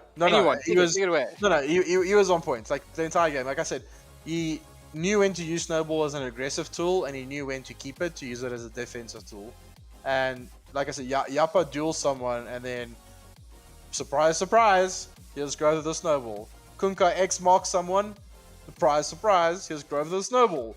But that very first mid-fight, Hellbird and B, where they come in, the boat from Depi is coming in. Grove dodges the boat with Snowball, saves 2 teammates, and then Castaway dodges Requiem with the Remnants and complete team wipe. That's where the game turned, right there. Brilliant plays. And they knew what they can do from there on. Matt, is that the way you beat Energy? Do you just lock down Adastum in mid lane, or what's the way through? I think half the issue in that game was down to the draft. I don't think that Kunkka pose 1 worked out for them. It would have been nice to see them. Notahero mentioned it having a carry SF, but they didn't opt to do that. But hopefully, Depi's quite a greedy pos 1, and Kunkka's not that greedy, so hopefully they can bounce it back. Yeah, because in that perspective, then Kunkka is going to basically still do the exact same thing that he did this game, but your SF is going to be 3 times as big, and it means your Kunkka can start being active earlier as well because he has more levels. So I like that. I agree with that analysis from Mr. Robach here. So, is history going to repeat itself, guys, or is this going to be a state where Energy are able to pull this back? I mean, for the game 2, let's just focus on just that. Do you think this ends up as a 1-1, or do you think that Sinister 5 can make it 2-0? It's very hard to call, but like this, Adastam is so experienced, Depi is so experienced, Slinks is on the other side, but like Depi and Adam are so experienced, they're gonna go back to the drawing board, and they will come up with something. It's very hard to say. But that performance by Sub 5 Oh yeah, for sure. Energy, I think Energy can definitely win this. If I had to predict, it's going to be 1-1. Okay, well, I like that. I like 1-1 because 1-1 sounds like it sets up for an amazing series. But of course, we've had so many of these series in the past. We spoke a little bit about how South African Dota 2 has resurrected itself, and how it's, I mean, the community, the TOs, the players, everyone has really gathered together to make sure that we remain the absolute best of the best in South African esports. And when you see performances like this, it's easy to understand why. But the question is, how did we get here? How have we created this legacy that leads up to an environment like this? And you know what, guys? You're all very lucky, because I've gone out of my way to make sure that you know exactly how, and well, this is it. Ah, yes. Another day, another Doto. Another day in Africa.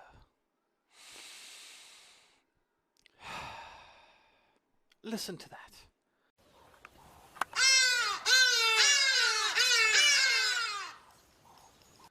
I've always loved the sound of birds chirping outside my window. I think I even know what they're saying. You can do it, Hellbird! You're so much better than Corny Snare and that other guy! Yep, you are definitely right, birds. But where did we come from? Why is South African Dota a thing? Well, dear viewer, I'm going to tell you all about it. Let's go back in time. Let's go on an adventure. Ear-friendly teleportation sounds. It's the 12th of May, 2010, the official release date of Heroes of a New Earth. And we have arrived just in time. Oh look, over there, it's RDK himself, doing what he does best. In just a moment, his entire life will change. Hello, RDK. Oh my god, it's Hellbird. I am G, Hellbird. Why don't you farm for me? Yes, I want to farm for you. And just like that, RDK grew an entire foot and was no longer short. As you know, RDK went on to win various Dota 2 competitions. Okay, let's move on now. One legend behind us. Who's next? Ear-friendly teleportation sounds. It's 2012-ish. And that young herald is one cast away. But everything is going to change in just a moment. Hi, Travis. 오마이 카드 2차 헬버드 AMG 헬버드 Why don't you mid for me? yes OMG 베스트 데이 에버 룽 마머 I made it And just like that, Castaway's MMR rose to 10k. And exactly 3 chest hairs appeared. As you know, young Castaway went on to win various Dota 2 championships. Alright, who's next? Ear-friendly teleportation sounds. Adastam. Adastam. Ad. As. Tum. Stam. Ear-friendly teleportation sounds. No, not that one, never mind. Seriously, that guy. Ear-friendly teleportation sounds. Moving right along then. Look, over there. It's a duck stack. Look how gracefully they move, weaving in and out of predators, stalking their prey. This little trick is going to cost them 5 years.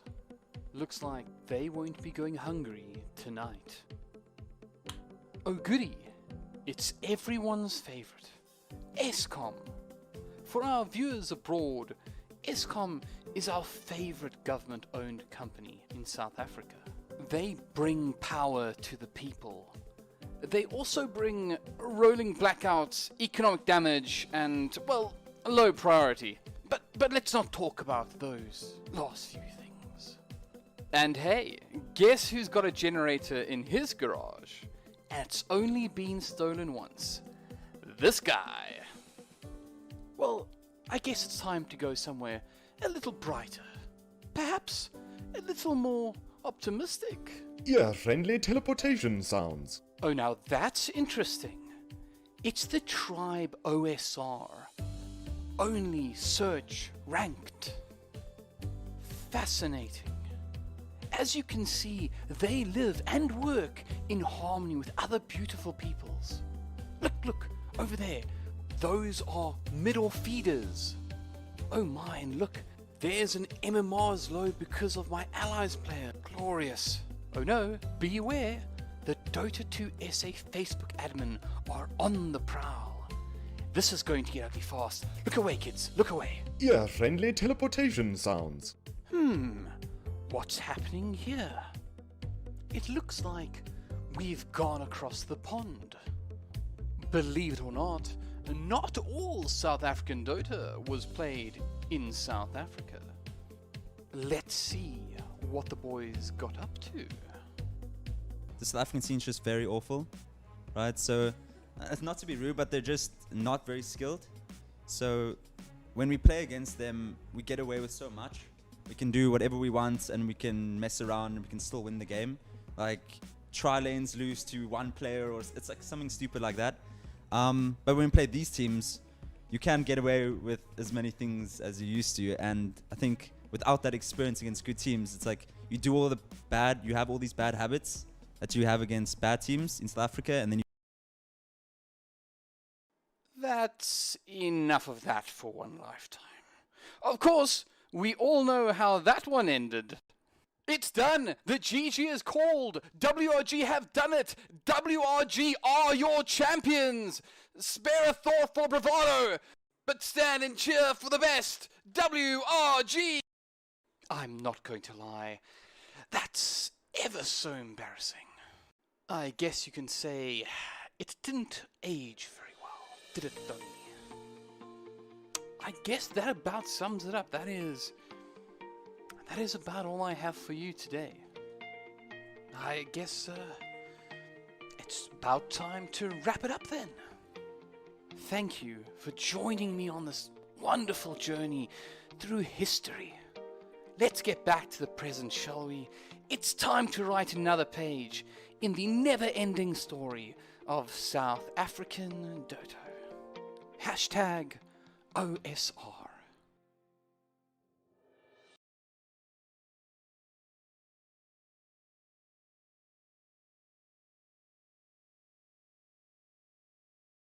I'm just saying it's all true, guys. Not here. Don't do that. Don't do that. You were part of this history, right? You know that this is exactly how it went down. Anyways, no, it's more the bravado. That's an all it says. I remember that. Like, we had pitchforks and torches like after that. I will say, to be fair, Donny actually spoke of this later and said like it wasn't really his intention. It was the lights, the camera, the action, etc. So let's go easy on him, guys. But unfortunately, we don't have too much time to delve deep into whether or not Donny feels this way. We actually have a game to cast, and of course we're getting straight back into. We've had our fun, we've had our little bit of a break, but of course now we're going to go straight into the draft. And once more, I welcome back BE, who of course will give us a great amount of insight into everything Dota South Africa, everything Dota in general. Welcome back to Broadcast. Notahero, would you be so kind as to lead us through the draft? But I'm not alone by myself here. I've got Maddie, the Mr. B here with me. Yep. B, what do you think some Energy should change here? I think they need to get rid of that Ember, to be honest. Sun 5 are just first picking at every game they've lost. Once you're out there's the There we go, exactly like you said. Like, that Ember Spur is just too strong, especially with the Tuskar and the silence behind it. It just allowed the Ember to play way too freely. But then Sun 5 just goes immediately for another Frank hero, the Earth Spirit. Earth Spirit is literally, out of his hero pool, the hero that I would give him. Like, that's the hero I'm worried about the least. Like, yes, it also has that jump in your face style, but it doesn't have the same utility things that Tusk has. So I think give them the Ember Spirit, but then they open with Sand King plus Jakiro, two heroes that your team is very comfortable with, very familiar with, and you guys like to play as well. Just talk us a bit about this opener, Sand King plus Jakiro. Why do you pick it? Why do you think they picked it?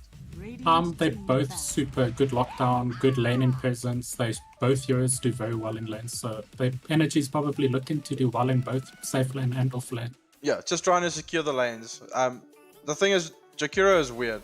He's one of the heroes with the highest agi gain in the game. He gains like 2.7 agi per level. So as the game goes on, that means more armor as well. It's just a very strange dynamic, and he's got a pretty good like starting HP pool as well. So he's just naturally tanky, and all his spells are attack speed slow and movement slow. So killing him without spell casting, like just right clicks, is really hard. But Sun 5 go for the Snapfire. This is a hero I was very surprised we didn't see in the first series.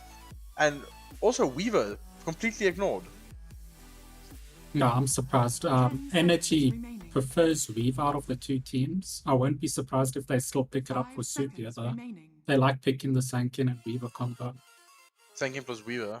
Mm. I guess it's like you kind of cripple the opposition supports as well at the same time, because they have to go so many sentries, and Weaver, like, he loves dust. Like, okay, I'm just gonna ulti and run away from you. So, and Sand King as well. Standard build at the moment, Vanguard, Mana Boots, Blink Yules, just Yules off the dust. So you have to buy sentries against those two heroes. They do then buy in Lifestealer, Spectre, and Morphling. very much all DP heroes. Lifestealer again. So I guess Sin 5 just wants to make sure C1 has a solid lane, because we saw that previous game. He was a massive cornerstone of that initial aggression. So if he can get out of the laning stage like on equal footing, then like they're playing in the driver's seats. Tinker ban and Mars ban. Like that Mars the last game was also hectic. They need a Snapfire combo though. Mars is one, Legion is one. Radiant team pick. Clockwork. Soup likes his clock, yeah. Yeah, and there's no Ember this game. There's no Silencer, so there's no Tusk at the moment. So it's a nice hero. It can also like give vision of the Snapfire while he's like Mortimer's kisses the lava from above, and he can find him. The Sand King can find him, and they've got quite a bit of tools to deal with this Earth Spirit as well. I like Chikiro into Earth Spirit because the target he's rolling on, you can kind of just aim at your teammate and cast an Ice Path. So it's a nice little dynamic. This Clockwork pick with the Chikiro is also really nice, because hookshot, macropire, ice path, you staying in that cogs, you're not moving. Yeah. They did take out the Phantom Assassin. Oh, but this is a +5 snap, so do you? Okay, no, it won't happen. I was like Darkseer, but Earth Spirit's like stun mechanic is not AoE anymore. Like Darkseer with Earth Spirit boulder kick that stuns, now it's the roll that's done. With Snapfire would have been pretty cool, but so far I really like what Energy are doing with their draft. It's very solid. It's got more tempo and it's giving them tools to actually fight back when Sin 5 runs at them like the last game. Tanking, Clockwork. What do they? Sin 5 needs a hero that can get. Oh, Ursa. I wanted to say a hero that can get out of cogs, and I guess Ursa is one of those. He can like little bunny hop out of the cogs, but he's also a hero that doesn't care about it. If you hookshot him, he presses ulti and he like smacks you. So, and Ursa plus Snap is a scary lane. That's a lane dominating lane. Like if they have a sentry, the Sand King is not surviving. He's going down. And Clockwork can't also Clock can't really bully this lane.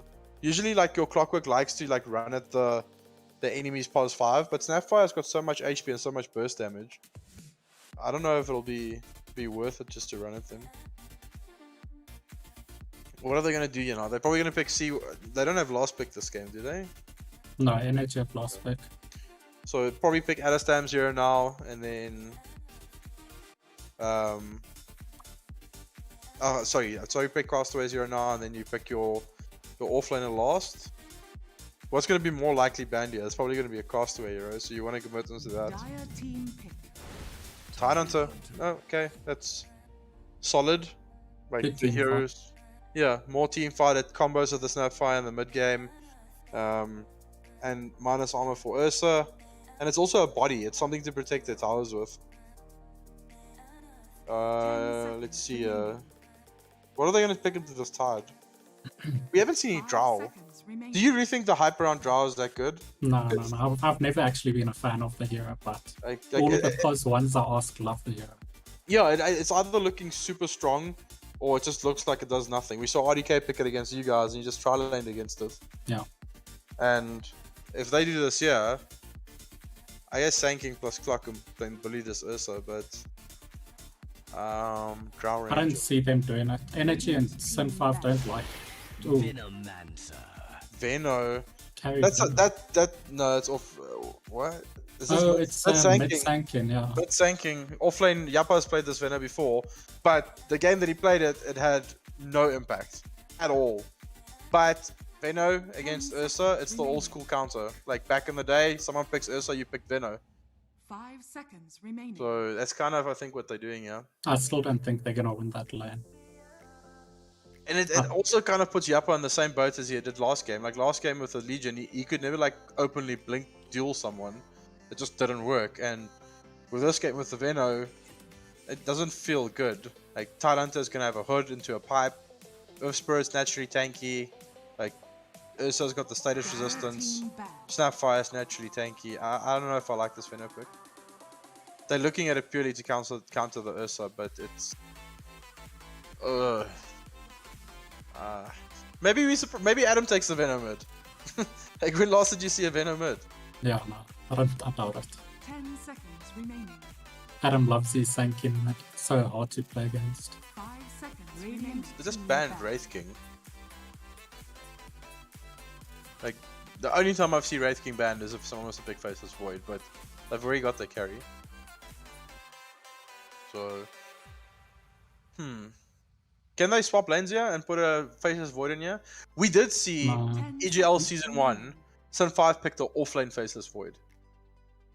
5 seconds. But it didn't work. They lost that game. Sun 5 might be tempted to send Ursa mid against the Sankin.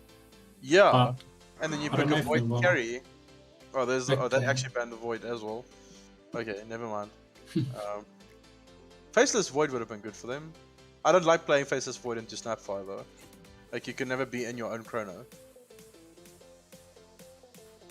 And Grove on this Earth Spirit, no boots, straight like Ags BKB. That's usually what he does. What has Sunfight picked around off the draft here?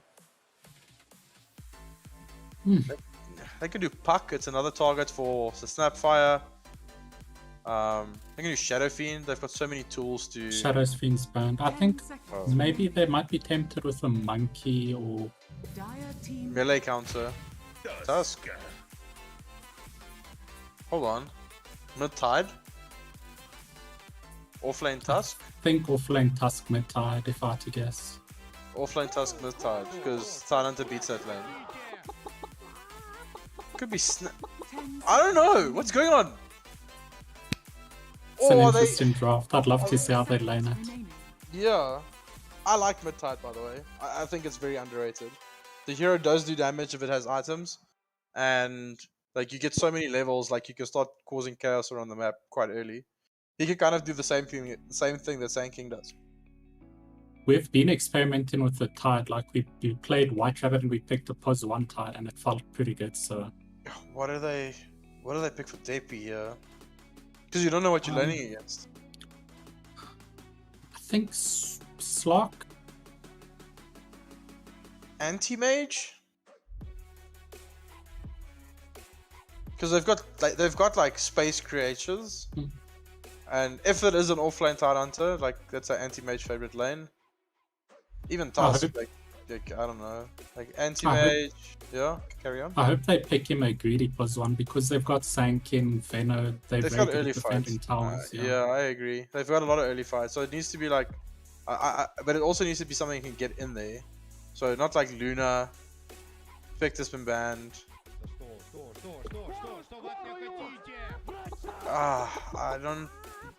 I would pick anti-major. I don't know. I don't like anti-mage on the patch at the moment. I think it's too slow. But it is a Depi hero. He can do quite a bit with it. I haven't seen a lot of it, but I'd love to see a Slark here. Slark. I don't like Slark versus Earth Spirit, man. Like, he can just control you during your troll. I guess that's a hero that doesn't care about Ursa. Doesn't really care about Snapfire. Offlane. It's a mid-Earth Spirit. I like that. He hasn't played it for a while. Yo. This was an old school Castaway Stemple, yeah. Like, we used to see Castaway Earth Spirit mid a lot, but we're talking about 4 or 5 years ago. Ooh, Hellbird? Castaway Earth Spirit? Look, I want to go... it sounds like... It's the kind of thing I think is kind of potentially gross, right? Like, you just destroy the game with it. I'm excited to see what he can do with this hero. It's one of those broken heroes that are where its skill cap, is the skill ceiling rather, is so high that you can do so much with the hero. I'm super excited, but man, I love this game. I have to say that this is one of those times where being a gamer is just an opportunity to just scream, be loud, be... Grove the Tusk again. Be Tusk. Why not? Cool. B, last thoughts before we say goodbye to you between games? I think Energy are going to take this. I really like their draft. The Veno pick's a little bit weird, but I think Depi can carry on this troll. That's like right. I don't like this troll into the Tuskar. You press ulti, Tusker snowballs.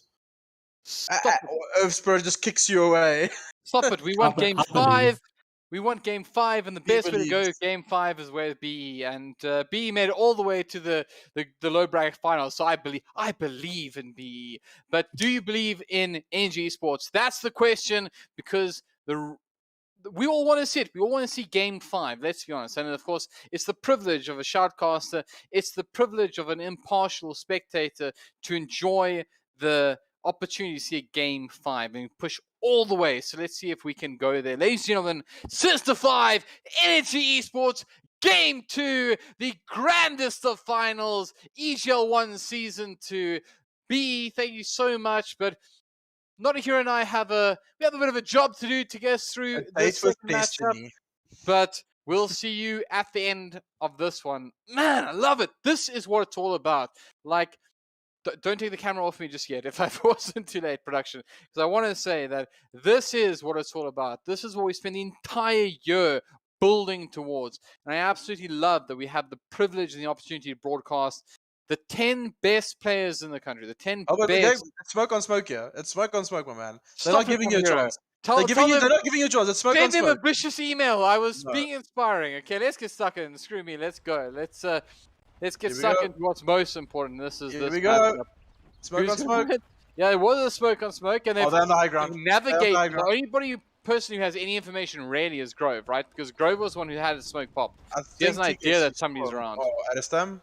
They almost catch on Eskom, and they almost get that. They are all over Eskom. He gets the burrow strike off, but there's no way out. That is a big deal. Bear in mind, we spoke about game 1, how important that first blood from Castwell to Eskom was. This time I think it's less important because it was a shared experience. But I apologize. Should I have called him Ad Astam? Adam. Adam. Oh, there's more. Stinks is dead.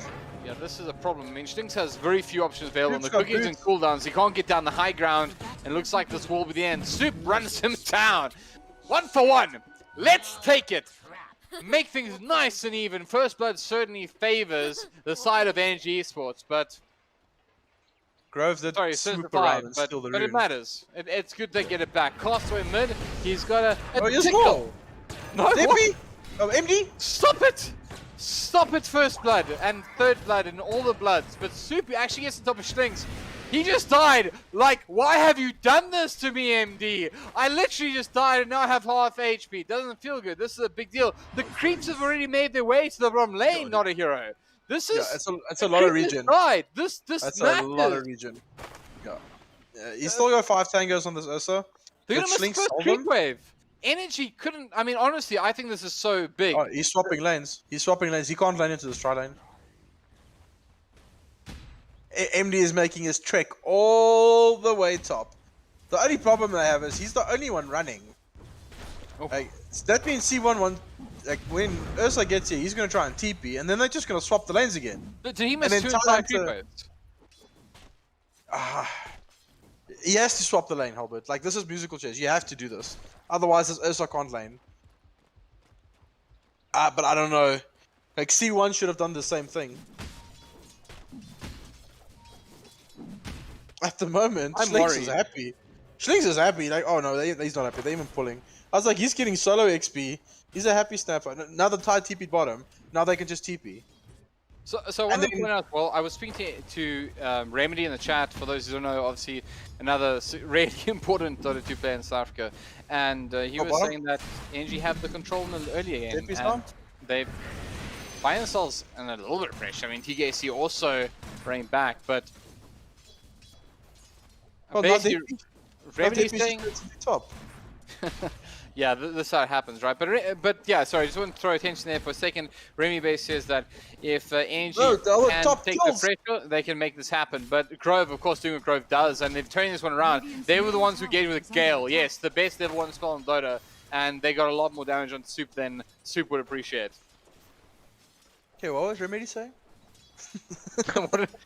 He says that if Energy can snowball. You good?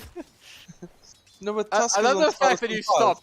Sorry, I think that's a great thing. I mean, just as great to Notahero and Remedy and B is the fact that a caster who knows as much as he does about the game would stop to notice the fact that these players are weighing in. We have a great scene. We have a great scene. Bottom lane, a little bit of damage onto Schlings. Notahero. Is there any lane we should look out for in particular? Mid is interesting. It's like Castaway is farming side camps, but look what Adestam's doing as well. He was at the other side as well. Did he steal a bounty rune there? No, it was just a water rune. I mean, Adestam's doing me proud, man. I love this hero, so I feel like if I want to entrust somebody on this hero, it's Adestam. He will adast him. Adast him! It's just so much on this troll's shoulders, though, and that's the only thing I have. Like, Sanking is a threat early on. It's Debbie, my man. What's the problem? Yeah, it's the troll warlord, though. That's the problem. Yeah, but I mean, okay, fine. It's Debbie, though. Like, let's be real. If you were engaging that puppy, you're ready to go. Like, and you saw Debbie on your troll on the side lanes. Let's be honest. You're all voting for that. I would ask him why did he pick troll. Do not a hero. Bottom lane, TKC as well as Schlings, both quite low. Deppy, he wants to make it look good. He's got some damage up, but the deny coming in from the neutral. Chosen One taking a little bit of damage as well, but Deppy not going to be able to get his lunch this time. He's going to have to wait for the lunch lady to be a little bit more kind. No, I'm being a bit like over dramatic with this troll pick, but I just think it's really hard to play troll into Earthspirit and Tusk. It's you prop your ulti, you get ravaged, then Snowball dodges half of it, and then you get kicked away. It's a rough one.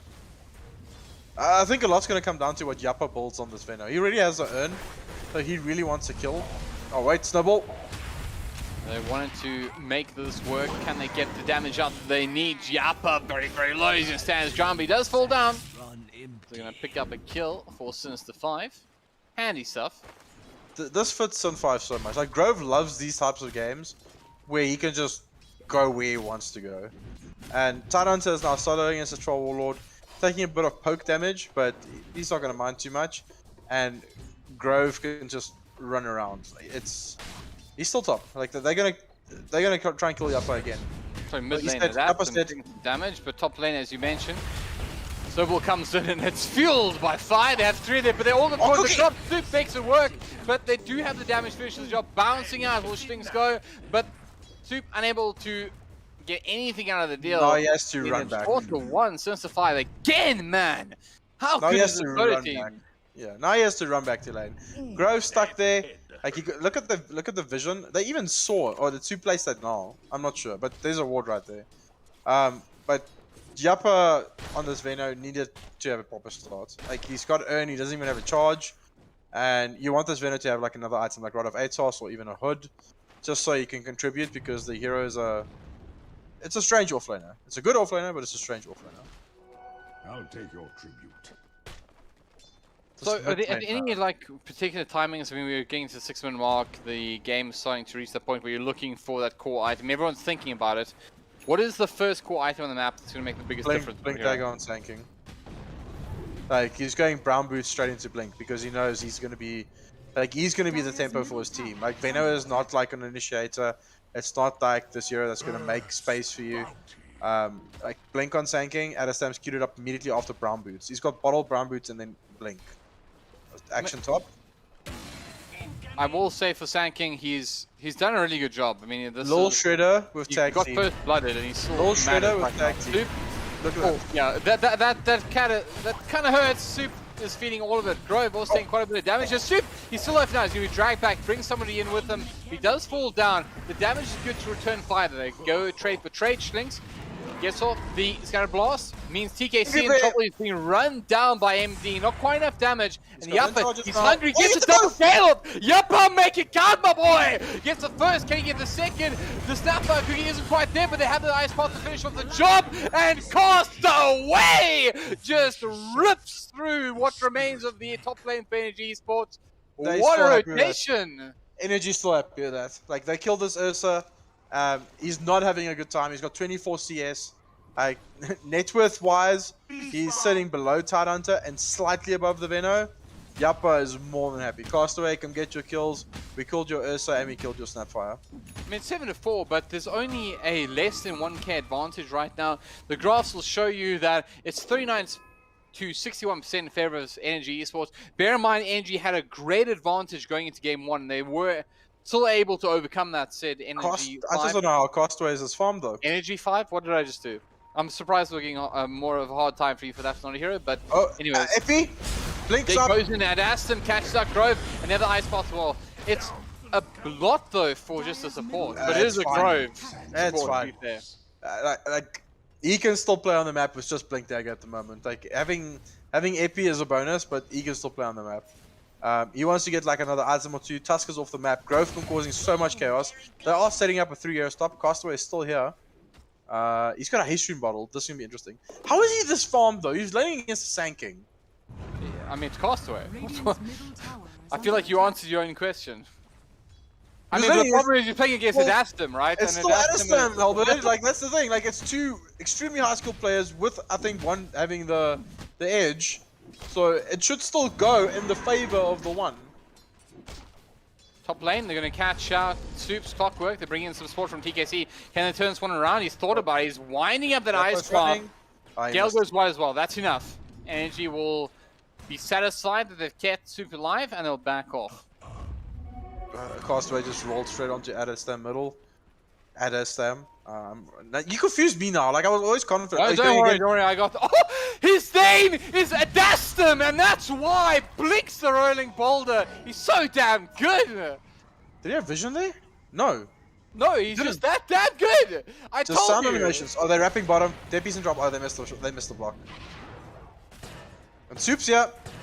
Yeah, they want to try to turn this one around. Chose one, tosses out the gush. Can they make this one work? Guess who? Ravage. The Ravage gets on 2, and Grove wants Soup. Deppy, get out of there, my man, because you're alone. And this one belongs to Castaway and friends. What? What's wrong with Roshing? Excuse me? Okay, Ice Pop goes wide, and of course, MD managed to pick himself up Aegis of the Immortal. Cool, whatever. It's a kill Moving bottom, on. and they Rosh at the same time. Like, Sun 5 is just getting maximum amount out of the map. Because Castaway can rotate as well. The Sand King is not going to pressure your tower. Yes, he can clear the creep wave really quickly, but Sand King hitting a tower is not that scary. So leave Sand King alone. I like it. Getting a tattoo of this hero, so you can't be mean to him. He's okay, great. everyone heard it. Hellbird's getting a Sand King tattoo on his face. That's not quite what I said. Everyone heard it. But it's I will on be record getting tattoos, so you can quote me on that one. Problem is, normal people are just gonna think it's a scorpion.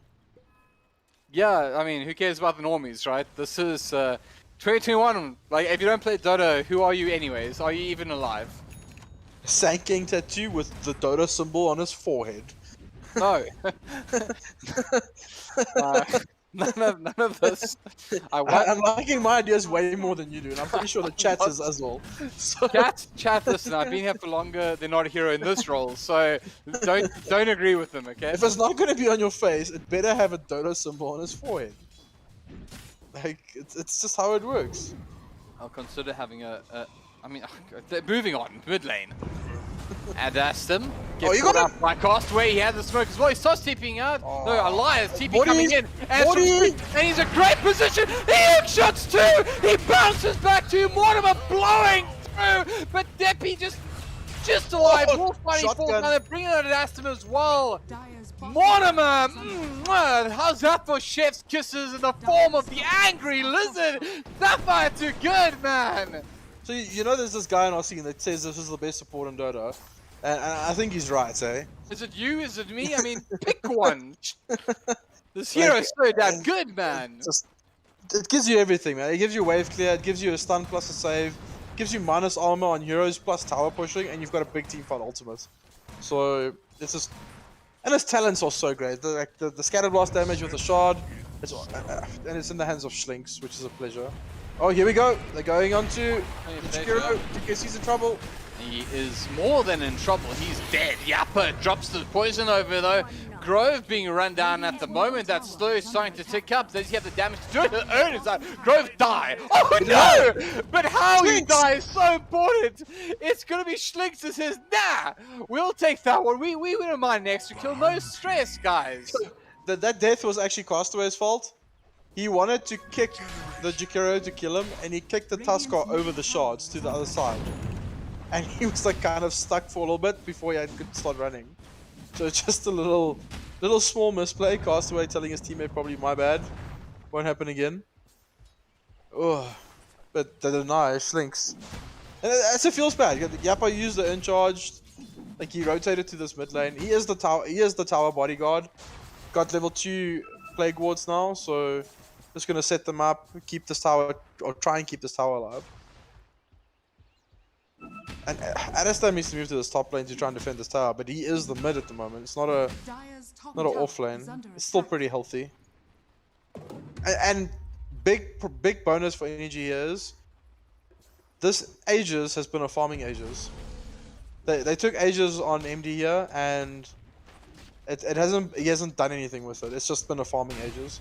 So Sun 5 getting out, Energy getting out lucky there. Top lane, they're going to bring down the tier 1 tower. It looks like it will be uncontested at the moment. Of course, Mortimer doing what Mortimers do. The Shredder onto the tower, reducing that armor and making sure that it's nice and easy. Mirroring play coming in from Energy Esports, but Radiant structures are they haven't quite got the same kind of damage out. Bottom tower is under attack. While they're just training towers here, Hellbird, I think we should chat about the nice little giveaway we're doing today. There is a fantastic giveaway. Of course, here at EGL, we don't just broadcast Dota games, we broadcast Dota games and we give you something special for doing so. And of course, we are giving away some fantastic stuff today. The code is Dota2ZA. So make sure you type that in the chat just once and you'll have the opportunity to win something special. I think, you know, there's one thing, watching one of the best games of Dota you're going to see in a long time. Another thing, winning something to remember it by. So make sure you type Dota2ZA into the chat just once, only once, you can win a special giveaway from EGL 1 Season 2 to remember the experience by. Yeah, Top lane, and these Adestam running away. These giveaways have been, they've been a little treat on top of all the Dota we've been seeing. And yeah, it's just been solid. So Dota2ZA only once in the chat. The thing is, I gotta say as well, like 250 Rand Steam voucher at this time of year where everything's going on special, it's even worth even more. So 100% go jump in. Yeah, and if you're in trouble, you can give it to the significant other.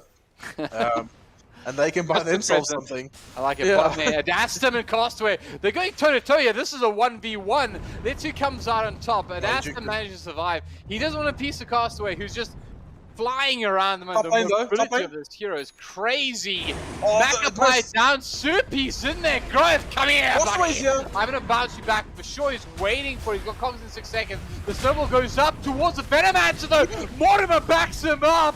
Castaway and Co, they're too damn good. They pick up 2 and Sinister 5 looking kind of scary at the moment.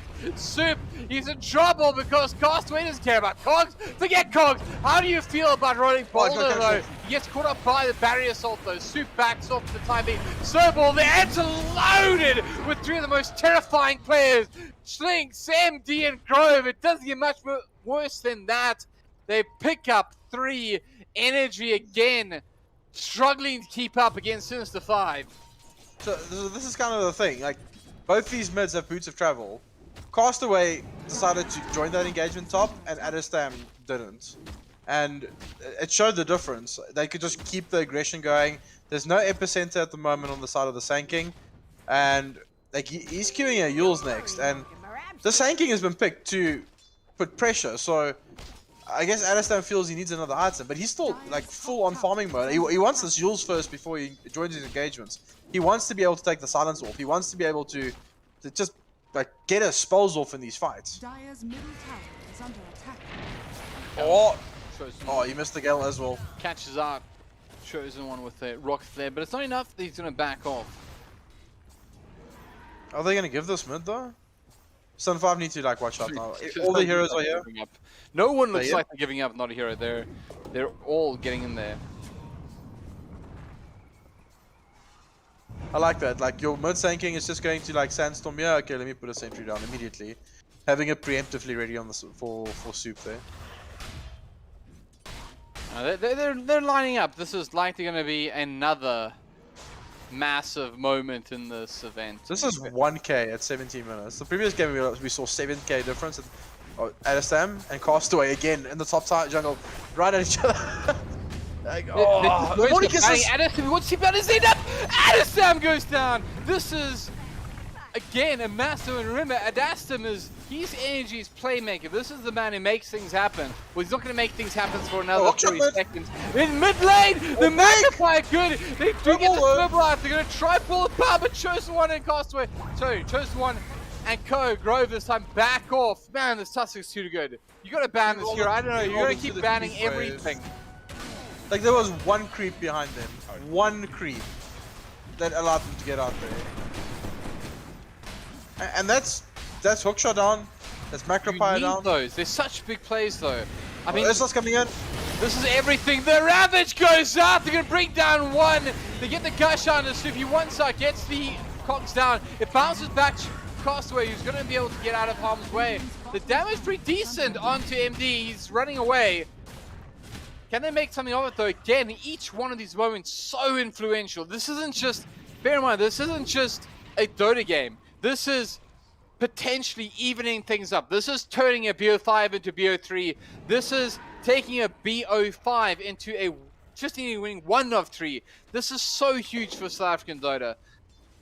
So the bright side for Energy is that Depi has been not joining any of these engagements. He's got this Battle Fury.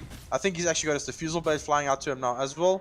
No, it's a Yasha. Okay, so he's got a Yasha with the Battle Fury. I think he's going to go BKB after that. And he's been farming. This mid tower is staying alive with these Venom wards. Sun5 is really trying to pressure it, and Yapas just planted himself in this lane. He is losing XP because of it. Like, Soup and them are all sharing this XP. So as a core, he's starting to fall off a little bit, because if you look at the side of Sun5, C1 is level 13. He's 2 levels above him already. He needs to kind of soak this solo, but safely as well. Or bottom. Yeah, nice clean pick. The Sanking, man, it's just being hunted by Castaway. I think the thing one is it's an Adastum Sanking, right? This is the player that.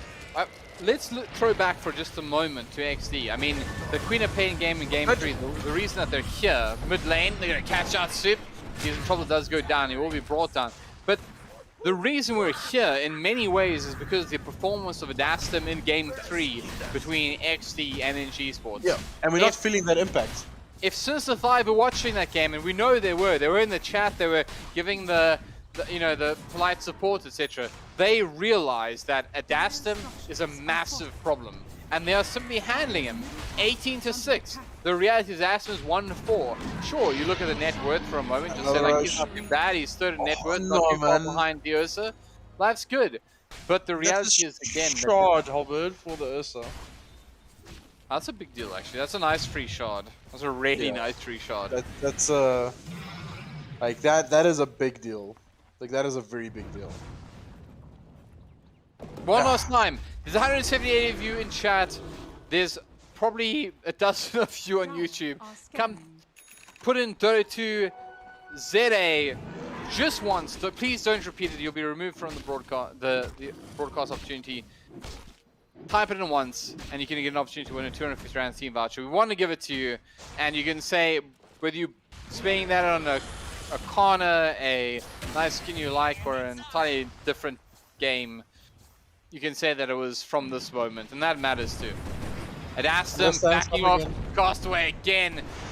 Dranken, he picks him up with the Yule. Schlinks and Co still after him. They are hunting this man. He's not allowed to play, man. But I don't know what Adastum's doing here. Like, he's kind of just like deep pushing the sidelines at the moment, and Sanking is good with that because you can stand into the tree line and so on, but his team can't make any moves without him. So they probably want Depi to get BKB before they do anything here. Like that's what they're waiting for. It's literally just deep push the lanes, let Depi get BKB. Oh wait, here we go. TKC's going down. But they're playing for BKB timings. They want to be able to fight into this Ravage. He's 1,200 gold away, and I believe the moment he gets this BKB, it's going to be go time. Oh, hookshot! Go down, but Adastam, Soup, and Depi, they're waiting for this. They're lying. He's out of there. They caught him off the Rotatus though. Is there enough? They hit him with the Flare's wall from the clockwork, but yeah, they can't follow up. They're scared to do so. Not worth the engagement. And rightly so, because there was a lot coming in. One of the big men as well, MD, was very, very keen on taking that fight. They still have 2 minutes 40 seconds on this Aegis, so this is pressure time now. They want to be playing forward. They want to be playing on the other side of the map. This Earth Spirit is really farmed. Like, he's only 3k behind the Ursa, and he's only not even 1k, like 600 gold behind the Troll Warlord. And this Troll is Battle Fury. It's a massive problem. And now they're controlling. Like Sinfire's playing in Energy's triangle. They've got this Aegis. They're going to take this bot tower quite easily. Full pipe up for C1 on this Tidehunter. Like, a lot of damage mitigation. Sanking, Veno, Jakiro, all magic damage. Clockwork, all magic damage. This pipe is going to block a lot of that. And yeah, they're just going to deathball now. Just group up and run at people. Or run at the towers. Bottom lane, Sin 5. It's crazy to think that this might be... They're ganking Castaway. Oh, you got kicked away. Match TPs. Let's catch him out though. Soup. He's engaged on Grove involved as well. They're going to make sure they bring down the first one pretty comfortably. TKC wants CP out. He'll be able to do so. Castaway reads it incorrectly, goes towards the top lane, and he's unable to find a victim. Deppy back. TKC's running into the bear. 2 down. Sinister 5. I mean, look at Jappa! He picks a fire, he's got Deppy with them! They bring in this for the Ravage, only hits a 1 with Alliance on 2, who saves life for just a moment. They're gonna bring down the first. Can they make this work though? Deppy wants to try get something of it, but in the end it's 3 down. Energy still under so much pressure. Sinister 5, they want to go 2-0 up in this game, and they're looking pretty good to do so. The other graphs is saying it's an 80% possibility that Sinister 5 don't need to go to game 4, that they can win this here, that they can bring themselves to a position where it's 3 on the trot, but it is Energy. So bear in mind that game 2 still needs to be finished off, and it's a long way. It's a really long way before you can count your chickens. It's such a weird dynamic for Energy now. Hey, this Veno offlane pick, it didn't really do what it needed to do in the laning phase. And I don't know, now 60 seconds, still no ulti, and the hero's other spell is not really adding value at the moment. Are they gonna fight here? I don't even know. It's just like Solar Crest finish on the Snapfire. Grove has this blink dagger. He's going Ags on the Tusk. What? I guess when Troll Warlord ultis, you just kick him out. Okay. Deppy. Oh, wow, that is a big deal. I mean, don't take my silence as an understatement. The fact they can finish off Adastum that quickly, that's a big deal. Adastum is the linchpin of the Energy squad, and he is being blown up right now. Radiant structures are But there is one thing, bear in mind, that Troll Warlord is still second net worth. Top lane, however, that Troll Warlord in trouble. He pops the ulti, he's trying to what he can. He gets up by TKC, and my god, what an ulti by Soup. He hits 3, trying to make work, gonna pick off a couple of Soup limping away. Mortimer, unkind, cruel, and destructive. They've caught out TKC, they've caught out Energy, and the only man surviving is on the other side of the map. Sinister 5 destroy Energy, 26-6, 12k up, and they are so dominant here in the series so far. It's just so hard for Energy to play Dota. They don't have the tools. The Sanking and Clockwork was supposed to be their tempo, and it just hasn't been there. Like it's been dodging it the entire time, losing a hero here, losing a hero there. Veno's just been trying to keep towers alive, and Troll, even with this BKB, we saw there, like just melted. Morty kisses, melting. This, I don't know. Like this is a Russ off, but Sin5 is playing so well. This Piper's done its job. There's an Ags on this Tidehunter now. It's it's just going to get worse because they're building things to itemize if this game goes even further. Ags on the Tuskar is going to come out. What is Castaway getting next? Is he going to get an E-Blade? Looks like it. They've smoked up. They found Grove. That's again an important pick off here. But he snowballs back, he's still alive at the time, he gets almost rid of the damage, so good, Jakiro buys back, Jesse, he's in trouble, does he survive, Death of the LT, he's trying, he's desperate, but he goes down, and that's 2 for nothing, godlike for MD, godlike for Sinister 5, they get 3 with the buyback, and they're gonna get TKC as well, they're only bowlers there, Energy, they're falling apart in Sinister 5, they're so close, they're on the cusp of victory, not just for game 2, but it puts him 1 away with 3 games to do it. They go bottom lane. The creep wave is kind. They want this tier 3. They want game 2. They want EGL. They want 2021. And it's so damn close. Adastum, can you stand against him? Can you make it happen? This is a rough ask. There's no buyback of these heroes. Yappa has, but Veno, he's got no way to track him down, and Aston running away. The step by cooking at 3. Mortimer beating down. Chosen One is there. We're going to game 3. We're going to game 3 with Sinister 5 2-0 up. And my God, our Sinister 5 looking closing this hard without any issue. Cracks down. AG won't give up. But it is such a hard ass. Soup, he moves forward. He wants to try and pick a fight, but have to wait for Daston. DKC's Yappa, Soup, can you do it? Can you enable this troll? Deppy's in the top lane. He's got a TP scroll. He can get back in here. Just compose Dota. They're all TPing out. They saw Deppy top. Castaway immediately boots of travels to the top. They're looking for him. Like, he's not there anymore, but they are looking. MD's running around the tree line top just to try and see if he's not like sitting there, and I don't see how Energy takes a fight here. Like, there's just look at the stats, man. It's 98% to 2%. Like, I understand what we're talking about. We're talking about a 2% chance to avoid a reverse sweep for Energy Esports. That's how big a deal this is. This is everything. This is a year of Dota. This is everything these teams have been playing for. The winner here decides 2021, and it's going to look so unbelievably difficult for Energy Esports at this point. No, and it's a rough fight. It's an uphill battle.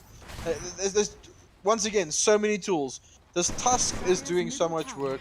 Like, Castaway on this Earthspur is rolling around, and Schlink's been pitch perfect. The Ravages by C1 has been on point, and then MD has been allowed to just smash people in the face. Another Roche. Refresher this time. Double Ravage. Let's go. With Sean very low. It's being beaten up low. Aegis. Cheese. Refresher shard.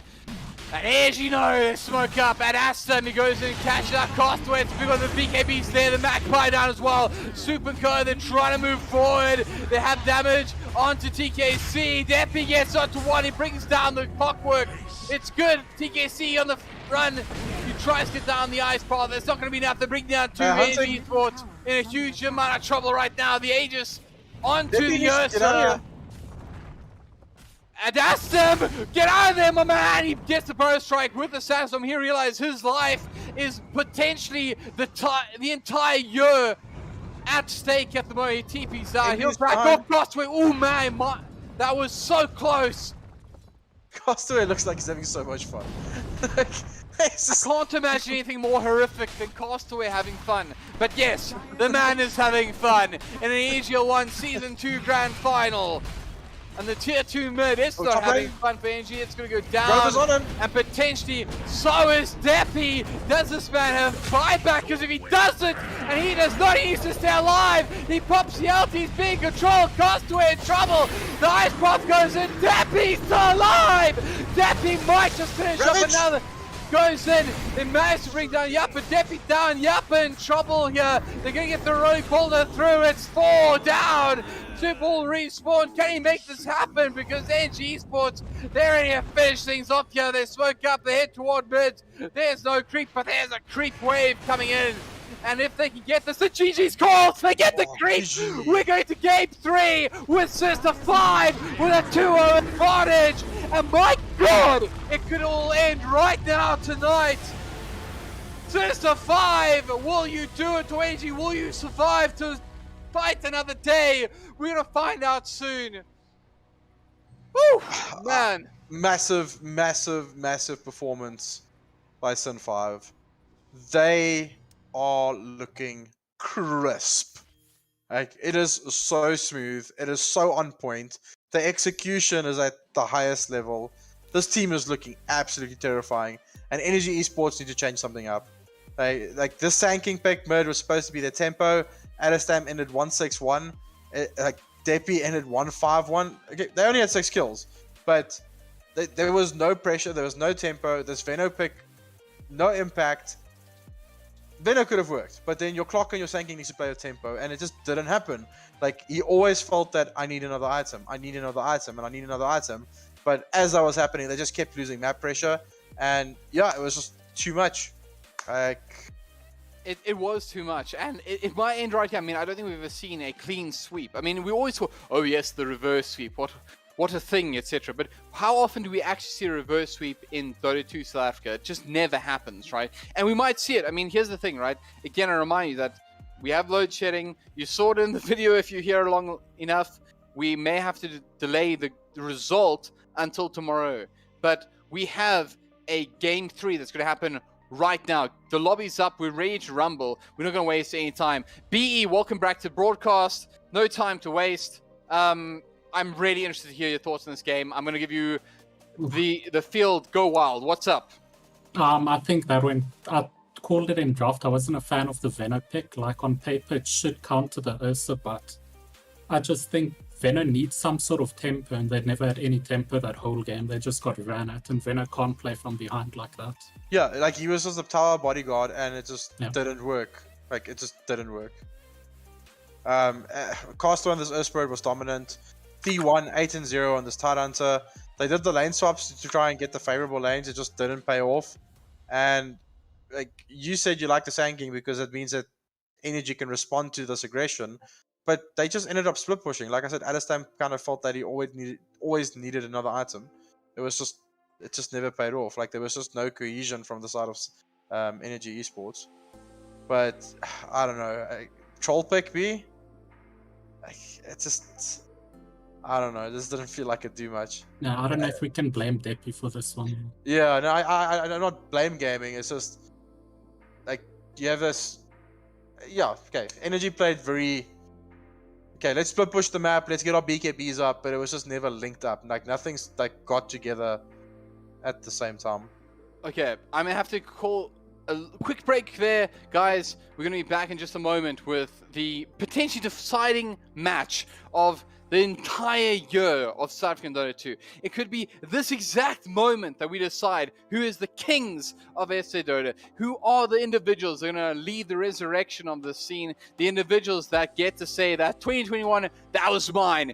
But before then, of course, as all good things, not need to come to an end, but we need to take a break. So we'll be back in just a few moments. Don't go anywhere, because this may be it. Or does Energy Esports put a little bit of a pin in the story and say, we're not done just yet? Find out soon.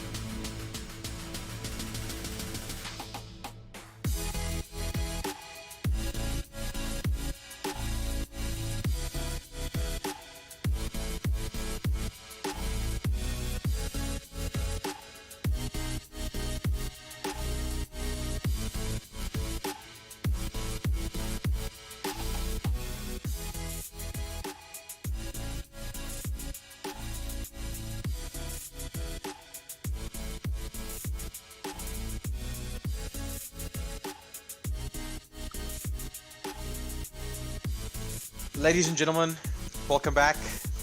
EGL 1, Dota 2 Season 2, Grand Final, Game 3. Sinister 5 has got the lead.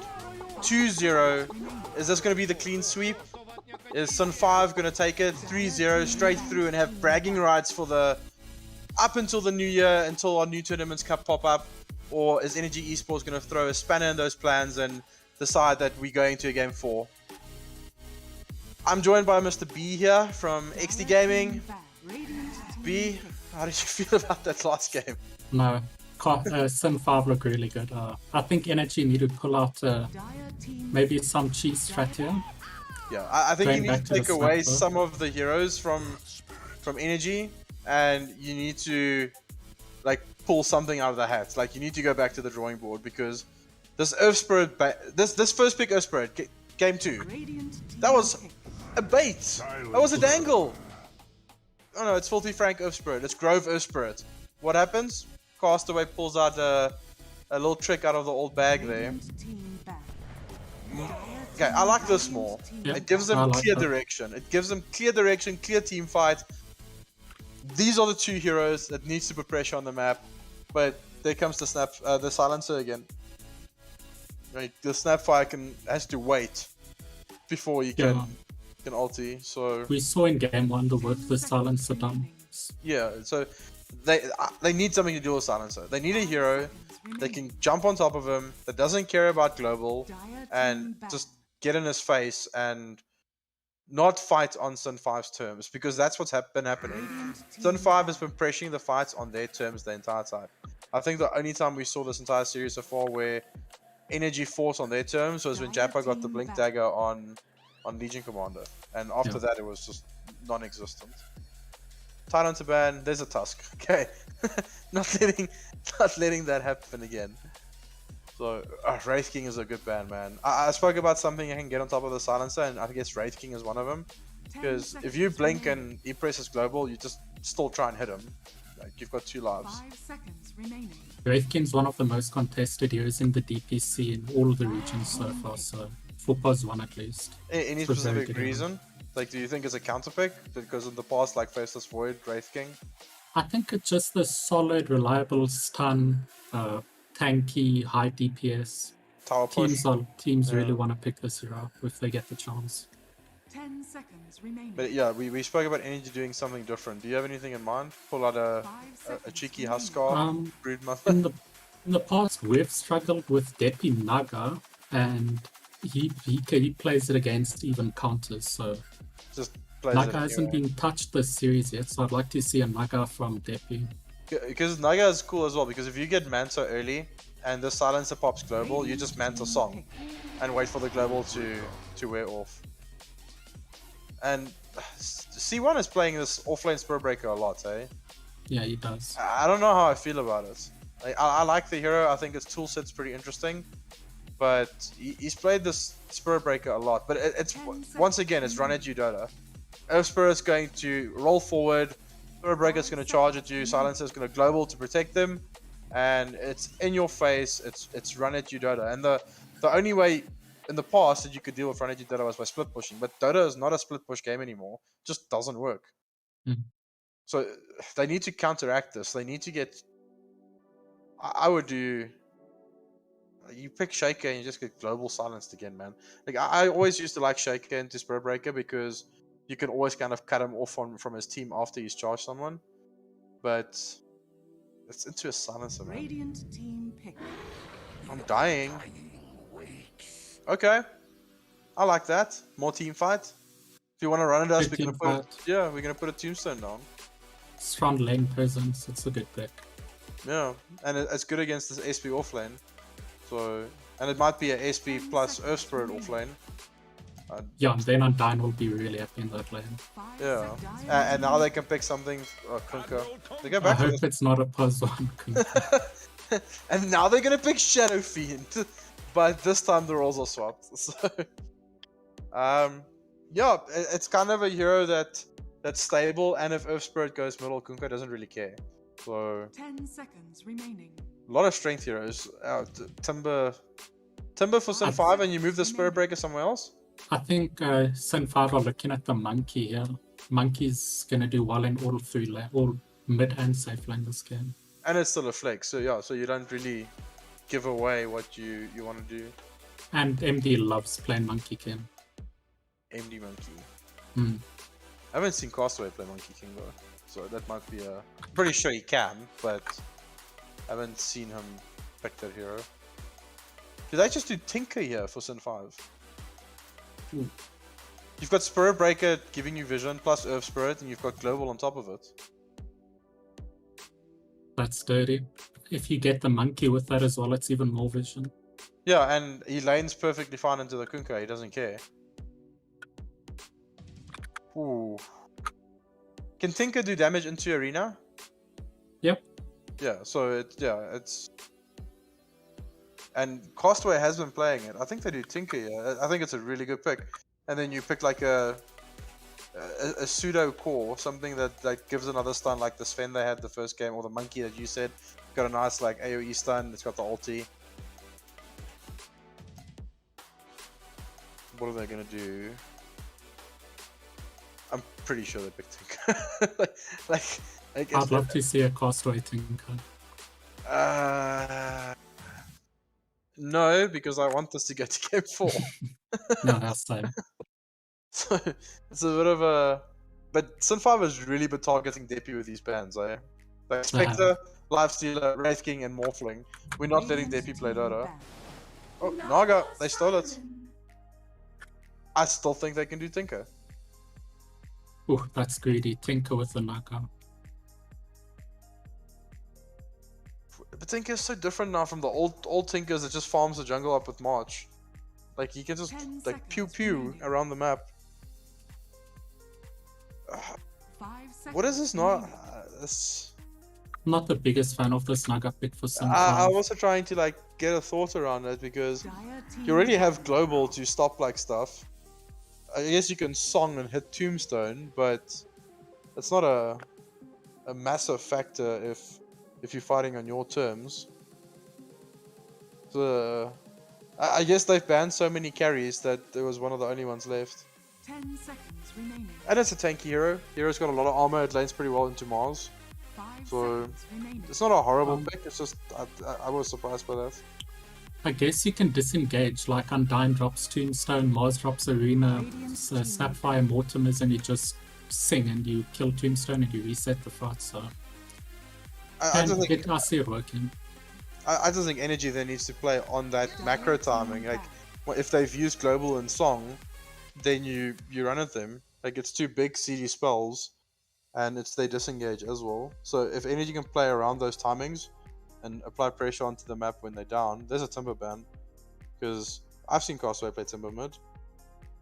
I think it's a really good Timber ban. Because it could work. Like, it's 4 protect 1 again. Like, you've got this Naga. I'm interested to see what the pos one's going to be for Energy. I hope it's not this Kunkka. Guys, it can work. Ooh, like, forget about game 1, it'll work. What are they going to pick here? What round? They've got such good team fight, they can just get a hard farming hero.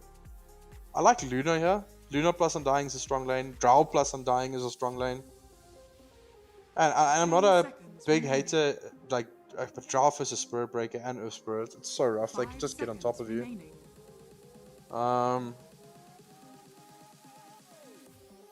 Terrorblade? I was thinking TB or... I like TB. Reflection on Naga, like, that's really good. TB Gyro, I think, are the best here. Like, yeah, Reflection, it's a natural Manta Ball, they can get silence off him. Like, high armor for this lane. I'm also not against the Gyro. It's a hero that farms hard and it's more team fight as well. Like, it's another ring with the Mars ulti plus the Tombstone. It's a lot to deal with. But Gyro is pretty strange without a steroid at the moment.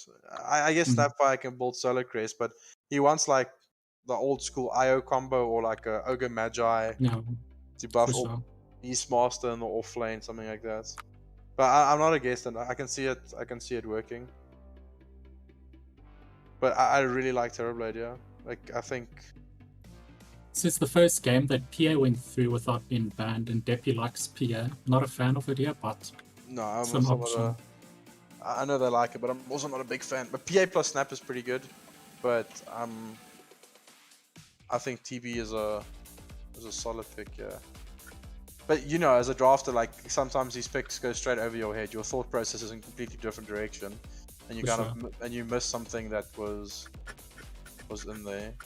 And it's a back against the wall game. Like this, if they lose this one, it's over. So what's coming out? Storms. Oh no, no. Safe lane Kunka again. Maybe they've practiced it and at least they're confident in it if they're going to go back for it. So if it is going to work, this is a better game for it to work because 10 seconds remaining. like that Legion is just not on the same level as Mars in the first game, and like Deppy can now choose his targets. Like he can, like you've got this Tombstone, you've got Vision in the fight. There's a Snapfire, there's a Mars providing you stuff. Stormers, I think they picked the Storm to try and kill the Silencer. Oh, it's a good bat game. Oh, that is a great pick. That is a great pick. It's a really good bat game.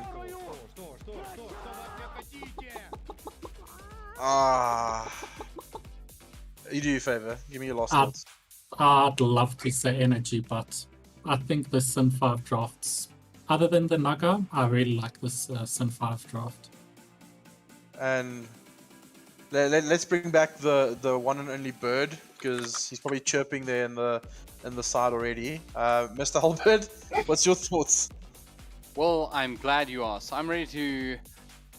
it's a crazy experience because I don't know what to expect. I think that EGL is a magical event. I think that, again, this is probably one of the most important games we've ever played in South African Dota. I think that when you look back at how there was almost a time when South African Dota was left out to pasture, it was, oh, we're done with this, we're going to move on to all the other esports in the world, but not this. And then someone came back to revitalize and inspire this community, this event, and this, I don't know, there's just this community of people that care about what's going on here. So I think this is probably one of the most important games that there's ever been. And in a way, I kind of feel like Sinister 5 winning 3-0 makes sense, right? They're a great team. They're the ones who ran the upper bracket. They're filled of stars and people individuals who are so good. But at the same time, there's a bit of magic to EGL, so a reverse sweep doesn't seem impossible. Torn, all I know is I want to see one last great game of Dota, or potentially 3 more great games of Dota. However it ends, so be it. It's been a magical year and a great way. Whether we come back tomorrow or if we seal the deal here tonight, it's been an amazing year, and I'm so glad to have been part of it. Notahero B, final thoughts before we get stuck into Game 3, match point for Sinister 5. I think Energy are going to have to win lanes hard, keep the momentum going, shut down Naga, and try to deal with this Bat Rider. It's a very good Bat Rider pick, so if they can deal with Bat, shut down Naga, they should win this game. Yeah, I 100% agree with B there. There's this Bat Rider pick into the Storm. It's an old school classic that we've seen pop up in the last few years. Bat Rider, very dominant in this lane, gets boots of travel so early, can just cause so much chaos around the map. And there's not much heavy burst as well to deal with the Bat, apart from like Mars plus Snapfire. And if they miss time, it's slightly Bat Rider will get away. So they need to make sure Castaway doesn't pop off here. And the moment they're strong enough, they need to put pressure in Deppy's lane. Right, well, let's get stuck in, shall we? Game 3, potentially the deciding matchup here. Sinister 5, Energy Esports, EGL 1, Season 2. Let's go. B, thank you again for joining us. It's been an absolute pleasure, and you know, it's a weird situation because the way I want to see more of you, but at the same time, we might just get to crown Sinister 5 here right now. And then we might get to see Energy come back in reverse sweep. Who knows? We'll see in about 60 minutes or so at the absolute most. Right, let's get stuck in. So far, it looks like Energy are going to trade off evenly with the bounty. In fact, I lie. It looks like it's going to go 2 to 1 and 1 denied bounty rune, which is kind of interesting. See this also safe lane Kunko work. I've seen I've seen Brame Gaming doing it and some of the Southeast Asia teams doing it. And there's games where it's looked really great, and there's games where it feels like it does nothing. But I want to see it work. We saw the stats there preloaded in Depi 12 for 3 his last Kunka game, so I'm assuming he's been practicing this, and they believe in the pick. And he's up against 2 melee heroes, which Kunka is pretty good against, and he's got TKC buffering him here. Undying against 2 strength heroes. Right, so you mentioned that mid lane was going to be a big deal. How does this matchup actually play out? Like, you're Bat Rider, you're going to be, of course... Bat Rider should win it. Like, it is slightly skill-based, but Bat Rider should definitely have the edge in this matchup. Like, you sometimes see, like, level 2, instead of because it's against Storm, at level 2 you take Flame Break. Right, he has opted for the Firefly. So, I won't be surprised to see if he goes 1-1-1. Just to have a level to poke Adestam consistently with, because Adestam prepped for it, he's already got the stick. Every time it hits 10 charges, he's just refreshing it. They ain't topped off nicely. I feel like this is so critical. Like, we might be watching... Look at Grove and TKC bottom. Grove's waiting for him to put a sentry down. And TKC's holding it. Look, he's gonna win! Oh! To win for TKC was able to and there's no sentry available to Grove either, so he's won this round. This won't be over. The stare down between the 2 supports. I'm waiting for the courier to start moving out, because both these guys are sitting out a sentry next, but advantage TKC. Like, love. Oh, it's mid lane. Castaway, does he want this? Is he willing to commit to this? Looks like Adastam will go down first, and that is again your first blood. Ominous stuff here. Here comes the rotation from Suplo. Is it enough? Oh, there's the ruin. He will pick it up just in time. He's going to start heating himself up, which means that Soup is unable to commit to that kill. In the end, Castaway stays alive, and of course, you mentioned how important this lane would be. So far, it's definitely Bat Rider favorite. Yeah, it's definitely Bat Rider favorite. It's a really sick Bat Rider skin, by the way, as well. Like, if you zoom in on that, it's pretty awesome. I mean, you know how I feel about these things. It's always oh, Snap goes down top. Schlinks killed him. +2. That should be a silencer voice line. I'm actually tilted that it's not. +2. I'll send Gabe a message. I'll WhatsApp him quick and I'll let him know. A stern email. No, polite one. It's Gaben after all. I mean, he made Dota 2 happen, right? So, dear Gaben, please. We ask politely, with great +2. People will get so tilted. The beauties of the game. I'm gonna say Grover's been pretty tame on the voice lines here. There have been some, but he's been pretty tame. He's a massive TP coming in here, but they see it. They're going to bring in a lot here. They managed to get the knock back there as well. And at Aston, he's in trouble. They're bringing in a lot of support. They want to keep him alive, but he is going to fall down. Castaway again starts moving towards the tree line. He's brought down, however. TKC and Soup want a little bit extra. They got some zombies knocking on Grove's door, and they'll bring him down as well. Night of the Living Dead, this time too strong. Was Adestam baiting that? Did he get hit on purpose? But I don't know if that's worth. Because he had a creep on the high ground. Like, he saw the TP from the Earth Spirit coming in. I mean, Castaway is almost a full level ahead of him. I don't think that's worth. Dire's middle tower. Yeah, I don't know. There was a, and he's got a. Did they just place this ward? No, it's been there for a while. He's got a ward on the high ground. He had a creep on the other side as well, so he definitely saw that TP, but just didn't dodge it. Yep. Top lane. He's going to be farming away. He's actually doing a really good job at the moment. 26 for 1 at the moment. He's the highest net worth, or rather the highest last assist in the game. The highest net worth goes to Castaway, of course, mid lane with 2 kills. But very important that they're able to keep that. Oh, he's dead again? Oh no, what did I just miss? That's crazy. Grove and Castaway. I mean, a combination that is truly terrifying to have to take on those 2 players in mid lane, and that's what it seems to be. And housemates. So they're definitely on the same page. They've been living together for the last few months. So... Yo, Travis, I'm coming mid. Scream to the other room. You want to kill Adastam? Whichever Stam it was, it did die. So in the end, another great bit of work there. Oh, top lane. A little bit of Yeah, engagement again, here. we can see that this Naga Siren. Right, Castaway's coming in.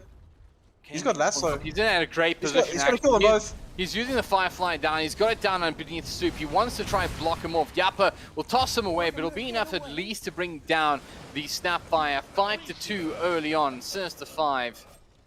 Starting to pull ahead here again, and so important that they put this pressure on Adastum. Grover's pinging TKC mid.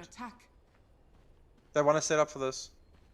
I mean, TKC is... You can see the... You can see the Batrider coming in.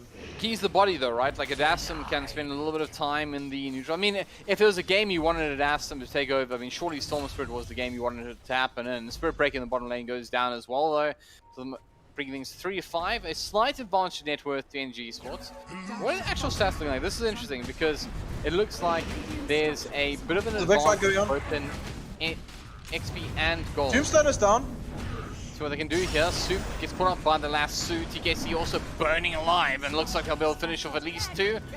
Finished off 3-7. They're going to swing things back in their favor.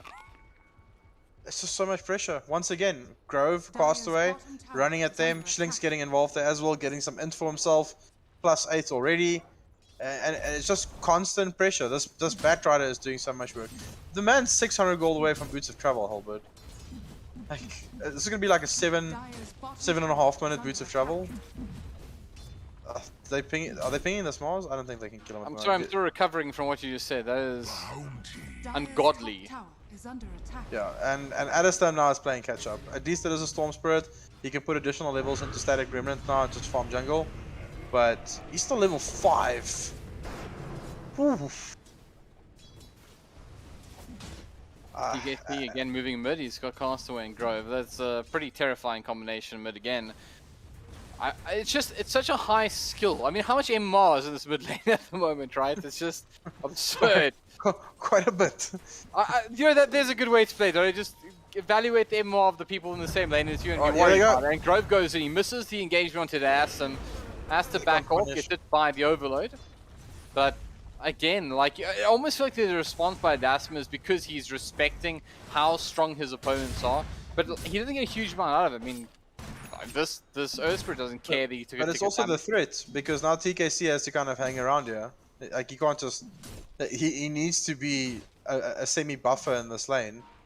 And... Oh, the Boots of Travel already. It's coming out. It's on the courier. That's fast. Maybe we can get a stat analysis on how quick that is. But from experience, that's fast. That's fast. I mean, you unlikely to see much faster in any situation. Towards the mid lane, however, they've caught out Grove. They got the torrent as well as the X combination. Silence. That was pretty good. It works out in the end, though. They do have a bit of an escape, and it looks like Grove will be okay. That is a big deal. However, Yappa is able to finish off Schlinks, so the return is there from Energy Esports. 4-7, less than 1k advantage at the moment. This game is most certainly on. Yeah, like, that was a clutch silence by Grove there. I held it off a little bit when the X came out. Silence at the right time, and he just couldn't do the pullback combo. Like, just, and that's the sole reason he survived there. So, but these Naga illusions are starting to farm. What is he going? I'm very surprised to see these Nagas aren't going Falcon Blade anymore. Like, I felt Falcon Blade into like Manta was really strong, and everyone's just straight up rushing Yasha. Because Naga does have like mana problems even with trade switching. Where's Castaway? He's got Boots of Travel. He should be hunting. Oh, he's stacking Ancients for himself. Okay. Grove again aggressively goes in towards TKC. They spot each other out, but Grove's going to snatch the boundary and he's going to kick away TKC, but he's in a pretty awkward situation. Yeah, Adastum is interested, going to catch him. Overload is there, the damage good, God's Rebuke completed, and this time around, Rolling Ball's not going to help you out. They bring down 1, so 5-7, Sis 5 still sneaking a little bit of a lead here. I think this actually might be the first time they're actually ahead. They've not lied, they've been ahead for a little while, but this is the most significant lead they've had for a while. So, something that I want to note on is, like, this is a game where Yappa is at a way better time than C1. C1 on the Spur Breaker is on 2,800 net worth. Yappa is almost a full 1,000 above him. And that could be very significant. Her earlier Blink Dagger on this Mars, he's going straight Blink, not, or is he flying the Armlet out to him? Yeah, Armlet's coming out. like 10-minute armlet. He's gonna have blink pretty probably like around 13-14 minutes, and this SP is straight axe. I don't know if I like that from C1. Zero is just going to be a charge. Like, no utility, right? Like, it's a big deal. I hear you. But he is charging. He's going to go back towards the bottom lane. Yappa in a little bit of trouble here. He does not know what's going on. There's no real vision towards that side of the map. He's going to catch him out. They have Grove following up as well. Do they have the damage? TP coming in from Castaway. They're going to make sure they bring it down, but the TP support coming in. There's two of them at the moment. Deppy's already there. You're going to get the Gurkha run, but only went through allies. So not a huge amount of value, and they're going to bring down the Tombstone as well. They're committing to it. In comes Astum. He gets the top of the side as well. Grove's there. In comes another charge. The darkness coming through. They're going to pull back at Astum, and Astum likely go down, and does. Deppy now wants to try and get a kind of kill. They have the kisses coming through from Soup. More than enough damage. They bring back Oscar with the X, but again in comes Grove. He has the damage out onto Soup. Soup wants to stand his ground, but the target is actually Deppy, who falls down. Can they finish the job? Yes, they can. In they go back in with Soup. He's underneath the tower. Grove as well. Schlinks try and build up that intel gain. One more hit required, and it's there. Schlinks will get some 3 for 3. Who on earth won that one? Schlinks did. Schlinks did. He's on 18s in total. Wait, did all 5 die? Oh my, they went on for so long. I'm looking at the fight recap. It's not over. Yappa back in. He wants to bring down Schlinks, and he will. 450 gold. Was there 11 kills in that fight? I don't know, that's crazy. I know the fight recap is lying to me, but did everyone in Energy die? And 3 on Sinister 5 and Silencer, so 4. Is that correct? Am I going crazy? Is the fight recap going crazy? No, there's 8 people that died. The entire Energy squad, and then Batrider, Spirit Breaker, Naga, and then Silencer at the end. Grove stayed alive. Man. But yeah, Schling's on pos 5 Silencer, which is worth 500 gold. Radiant structures are fortified. C1 is like, Yappa is like, thank you, like, cool, 500 gold for me, closer to my Blink Dagger. But they really need to address this global silence. Someone needs to find the silence in the fights. Every time this comes out, it's causing so much chaos, and they just can't fight. The Tombstone was down there. It was a little bit far forward for TKC. He put that Tombstone right in front of them, but he was trying to get vision for his team. And the moment they jumped, Global came out, and it was just complete disaster for Energy.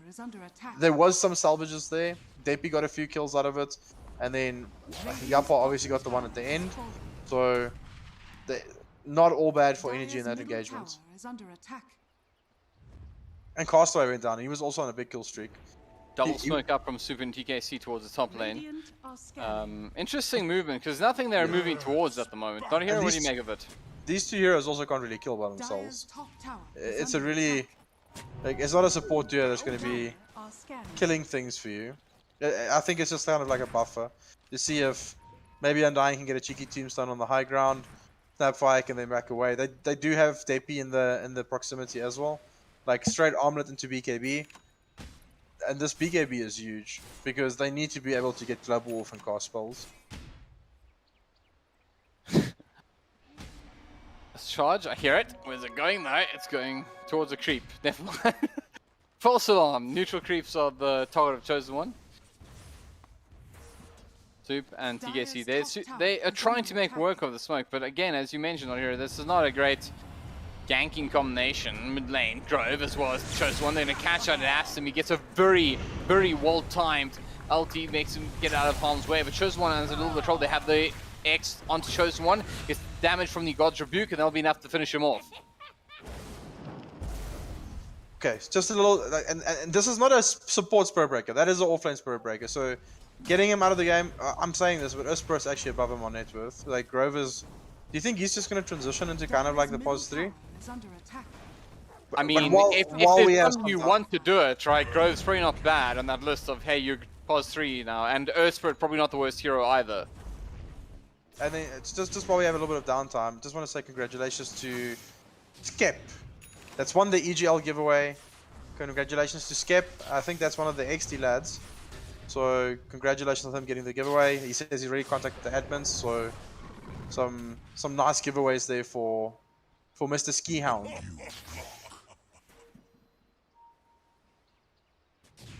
Okay. Adestam's getting closer to this orchid. It's once he has his orchid, like he's kind of the person that can jump silencer and try and make a play. They are grouping though. Do they want to smoke? It is. They were spotted though. There's wards on the jungle side here from Since 5. Grove is going in. They are looking very aggressive right now. Since 5. No mercy as they go back in. They're mid-throwing boulder, but they do catch out the Mars. Unfortunately, for Castaway is inside of the arena. The spear goes wide though, which allows him to run him down. Who's trapped in there with who? Roshak says hi. Grove caught out by the Cocoa Rum as well as the Cookie combination. They'll bring him down. It's a Adam is here, full but can they make something of this at the moment? Stoop, Deppy, and TKC, they're going up the high ground. Adastum follows in. The silence was beautifully timed by Schlinks. And they're going to bring down Adastum. TKC being run down by Castaway. His BKB's up. He's after more prey. Deppy able to scamper away. Again, Sinister 5 find themselves with another victory. 3k up early on. Let's see what the graphs say. Say 72.8%. Look at that for a moment. Really breathe that in. There's a 73%, 74% it just moves for Sinister 5 to win 2021 and EGL 1 Season 2. How clutch was that global? It was amazing. I know you're just pressing R, but like he's using it at the exact right timings. Well, Grove's going to catch the Yappa. He is in trouble. You're going to kick that up to the high ground. Brought down. +2, says Schlinks. And Deppy wants to try and make this one happen. Goes back in, unable to find a victim. Going to TP himself out to safety. Notahero, I want to go back. Just hear the tapping. He's pressing R. It's rough, it's heavy, and it's damaging, because I agree with you. But it's not over yet. Scoop caught out by the Naga and Snare. And it looks like this will be the end of the Snapfire. A little bit more damage required, and it's there. Energy is just not responding to this run at Dota. Like they came out of the lanes rough with the Storm Spirit against the bat. Oh, charge bottom. And they're going to catch out Adastum. He knows this is happening, but is he going to be able to get out of harm's way? He's silenced. He's in trouble. He's stunned. He's trying to get out. He's not going to be able to do so. Look at MD's item build. Just Yasha Orchid. Well, look, I mean, it's going to win you the year. Why not? This one time, right? And Castaway mid. Yeah, they've caught out Yappa. They're running him down. He's got the mastery down. They're going to lose the end. Dying. They lose so much more as well. Yappa, he's going on to Chosen One. Chosen One, they keep Yappa up alive a little while longer, but he does go down. They'll bring down the Spirit Breaker, and they turn on to Soup. The Snapfire in trouble. +2, Schlinks is it for you? Not quite. He's out of range, but they will get the kill. Deppy back in, gets a count kill. 2 for 4, though. Sinister 5 are starting to close the gate. On the year, they're starting to close the gates in EGL 1 Season 2 because it does look like they are feeling themselves here in this third matchup. So, Schlinks on the Silencer's item build, he's gone back for this Veil of Discord again. He's actually so farmed. The POS 5 Silencer is on 5k net worth. It's the same as the Spirit Breaker. But he's gone for this Veil again, and this game it's even better than it was the first game because Batrider is pumping damage now. Boots of Travel, BKB, Silencer's getting these Veils onto the targets, and Castaway is just freely running them down. It's causing... Oh, Adastum's being charged again. This is so scary, and Adastum, the hero of energy, falls again, and let's be frank, they made it look easy. Hell, they made it look Grove, right? Because that's the man behind it, and it is starting to look very scary for Energy Esports. 3 games that you have to win on the back of being 6k behind, and Sinister 5, they're rocking that 85% win probability. You are potentially looking at your champions right here, right now. Once again, they get into this boat where they just can't respond to what Sin 5 is doing. The Spirit Breaker is freely charging. Like they've got superior vision, but look at the warding. There's a ward behind the tower. Oh, there's a lane. Yappa caught out again. He's being dragged back by Castaway. Grover's there. They'll finish off the Mars. Easy peasy. Yappa falls down. The problem is they commit to that, and Schlinks pops global, and then the supports kind of have to stand and watch. The only way that Energy can start a fight is if they get onto the Silencer. Just look at his permanent intelligence. He's almost 30 plus. What is going on? Yeah. And he gets 15% into damage, so he's hitting for a nice extra 17 damage there. So as a POS 5. It's 23 kills at 20 minutes, Hellbird. Like more than a kill a minute for the side of Sim 5. In a moment, Stinks is going to be teaching you ad maths because this man is...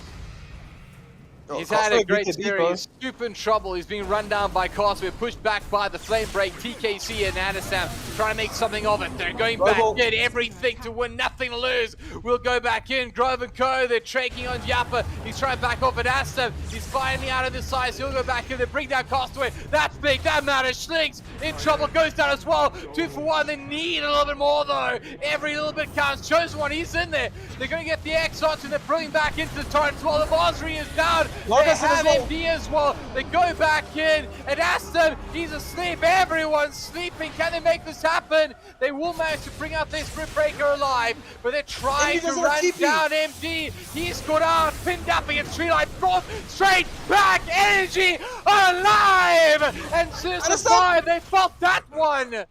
Oh man, oh man. Oh, Grove is here. What? How is this not over? Grove, run away! It's a problem for you, my friend. And Energy, they came back with a vengeance. He'll go up onto the high ground. He's running away. He doesn't have a TP, by the way. He'll be there for a little while, but he is safe. I don't know why MD went in there. He went in with the song to try and save C1, but he himself didn't have TP.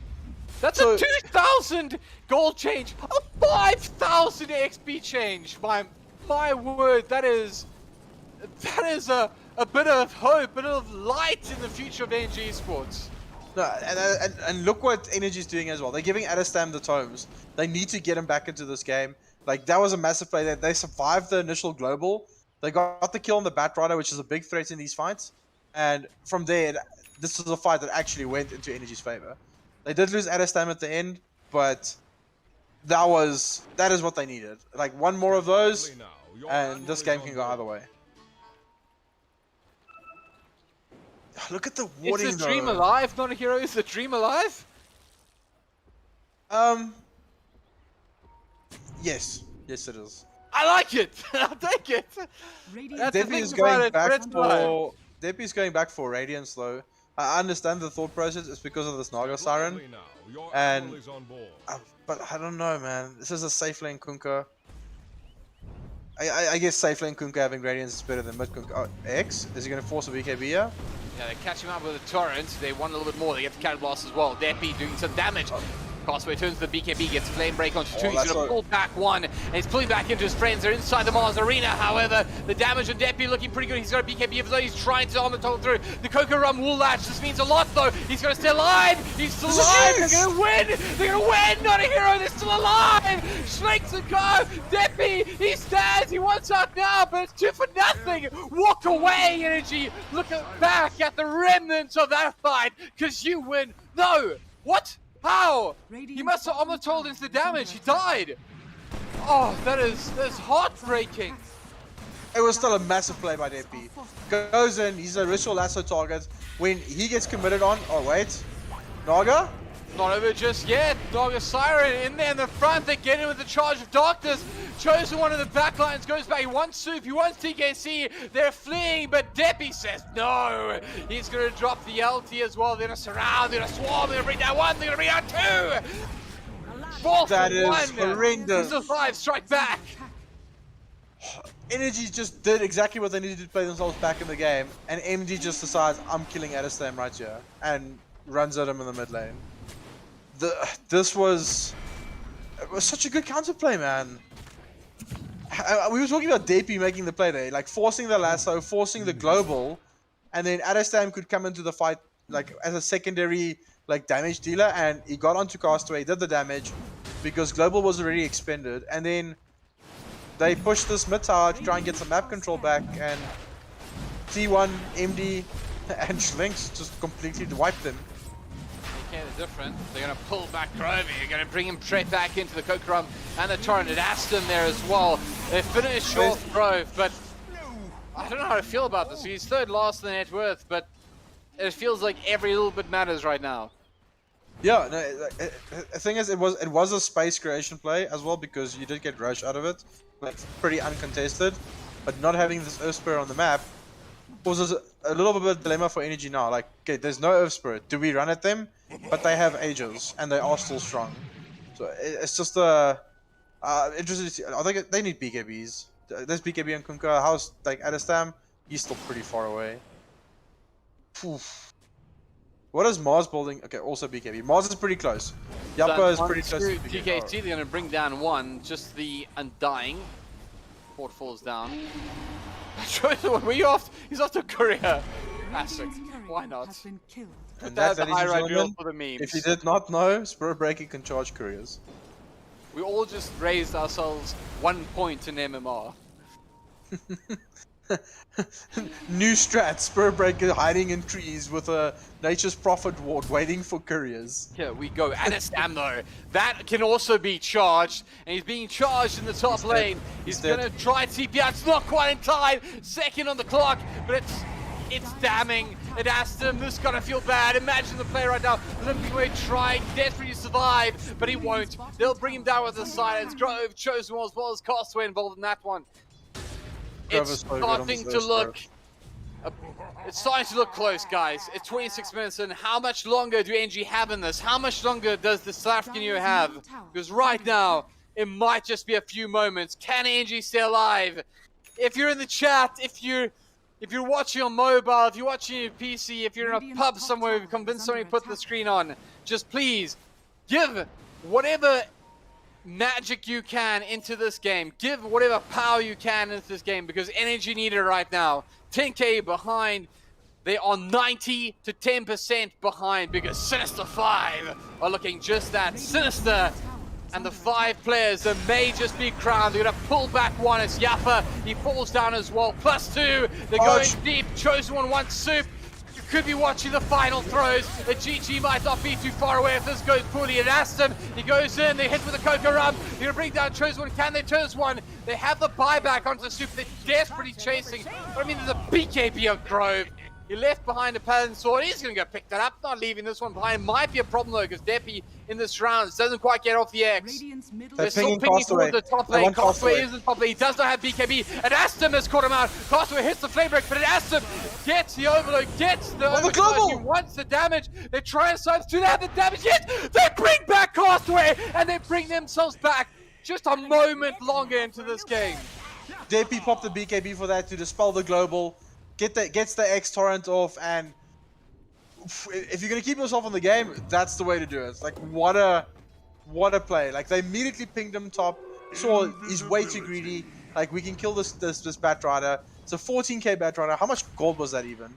459 into the way of soup. So keeping themselves in this game, even after having their backs against the wall, how many times 4% now? 4%, Notahero. 4%. That's what's important. They brought themselves 4% back into staying alive here.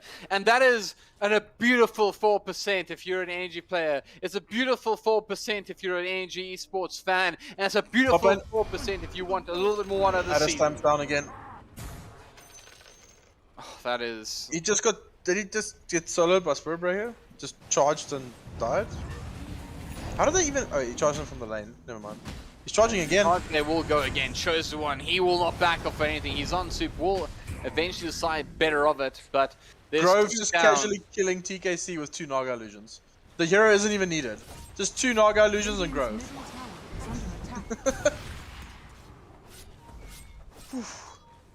21-35, 12k advantage. Tier 2 under threat in the mid lane. They've already taken the tier 2 in the bottom lane.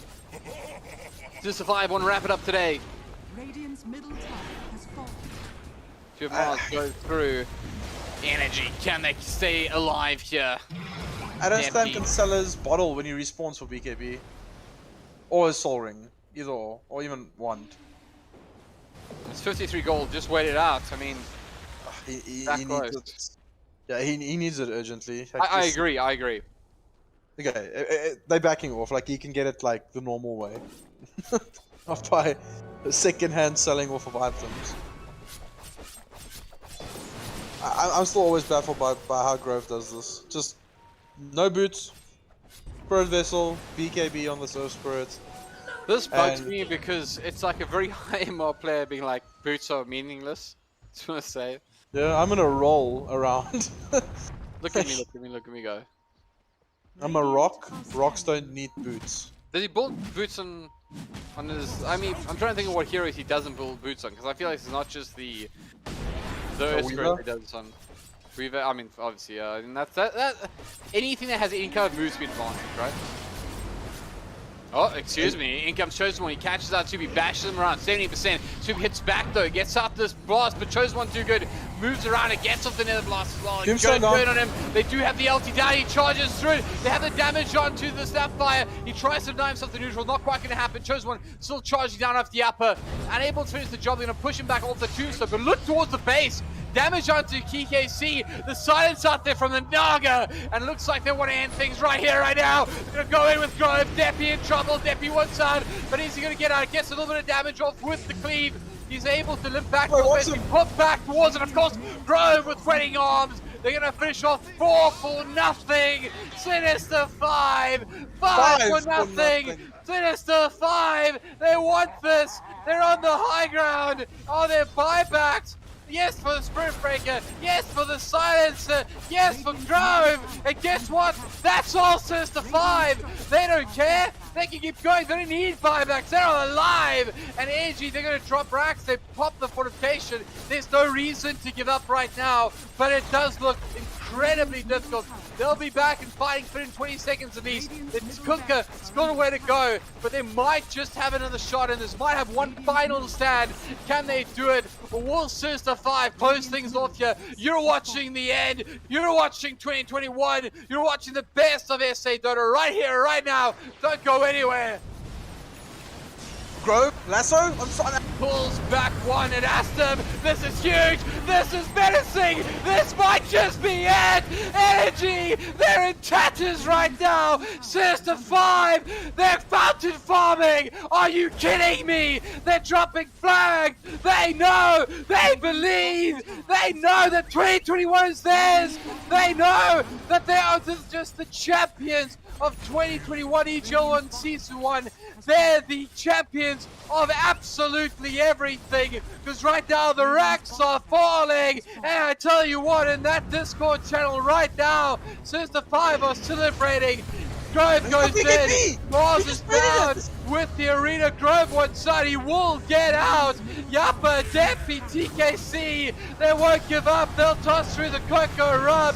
They might just be able to pick up Grove. He's low. He backs off. Beautiful bit of work there, showing the skill that remains in Energy. But they lose another. They're going to lose Mars. They're going to lose everything. Good stuff, ladies and gentlemen. That is the moment that every shoutcaster waits for. That is the moment when you know that you can crown a champion. And that champion is Sinister 5. And that moment is now, because the throne is exposed. The GG is called, and Sinister 5 win 2021 because Sinister 5 win EGL Season 2. Make some noise wherever you are. That's your time, Glory Hero. You gotta back me up here, my man, because that is the moment where you get to say a swear word, a profanity, it doesn't matter, it's time. This championship just ended with Grove taunting in front of 3 heroes, throwing a high five, popping his BKB, baiting Mars Arena, baiting so many spells, walking out of there, kicking the Mars away, and still strolls out and survives.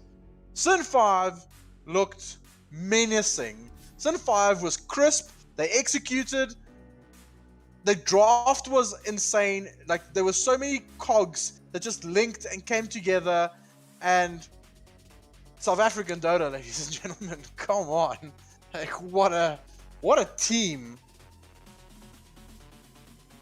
Dude, whew.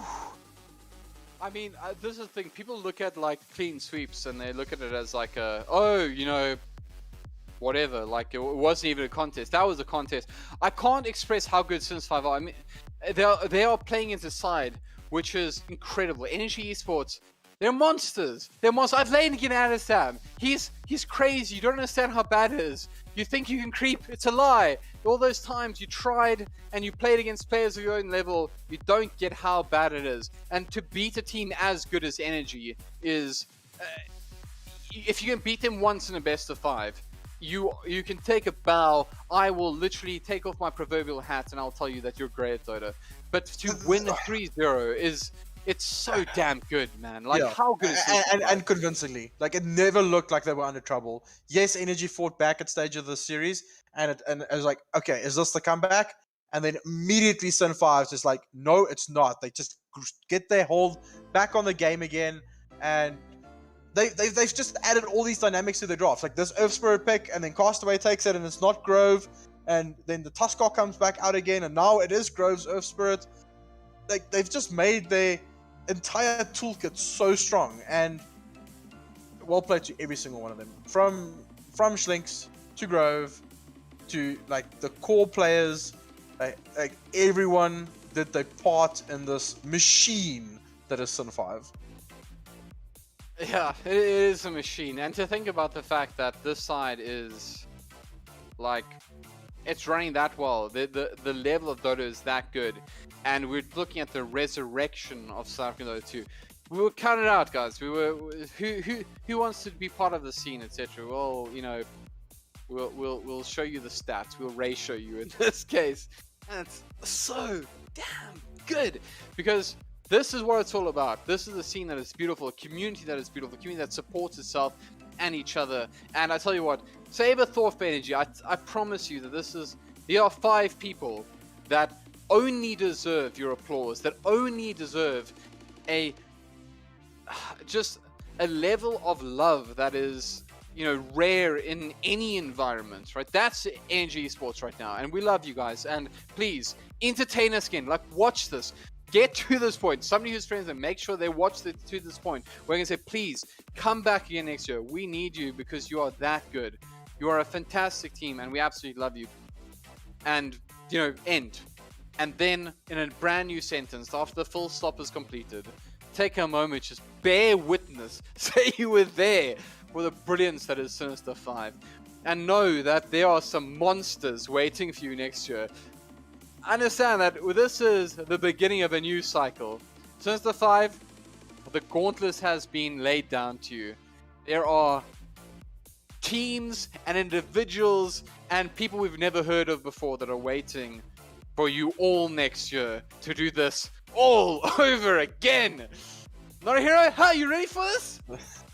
For another year, I think I need a little bit of break first, because the level of Dota that we saw here was just phenomenal throughout the qualifiers, into the main event, and into the like the entire upper bracket, into the finals. Like, it was, I don't even know how, like, it was absolutely crushing. It was absolutely amazing. It was a roller coaster of emotions, having to say goodbye to teams that had entertained us for weeks, and the joy now of crowning a champion. And thoroughly, they can say they are the proper champions of this year, because not once, but twice. Yeah, and undisputed winners. Let's call it what it is. But you know, Notahero, and now wait for it, right? Wait for it. If you're going away, just don't close the browser just yet. Don't close whatever it is just yet, right? There's your mobile, whatever it is, because it's one thing hearing it from us. It's another thing hearing it from the legend himself, the one, the only.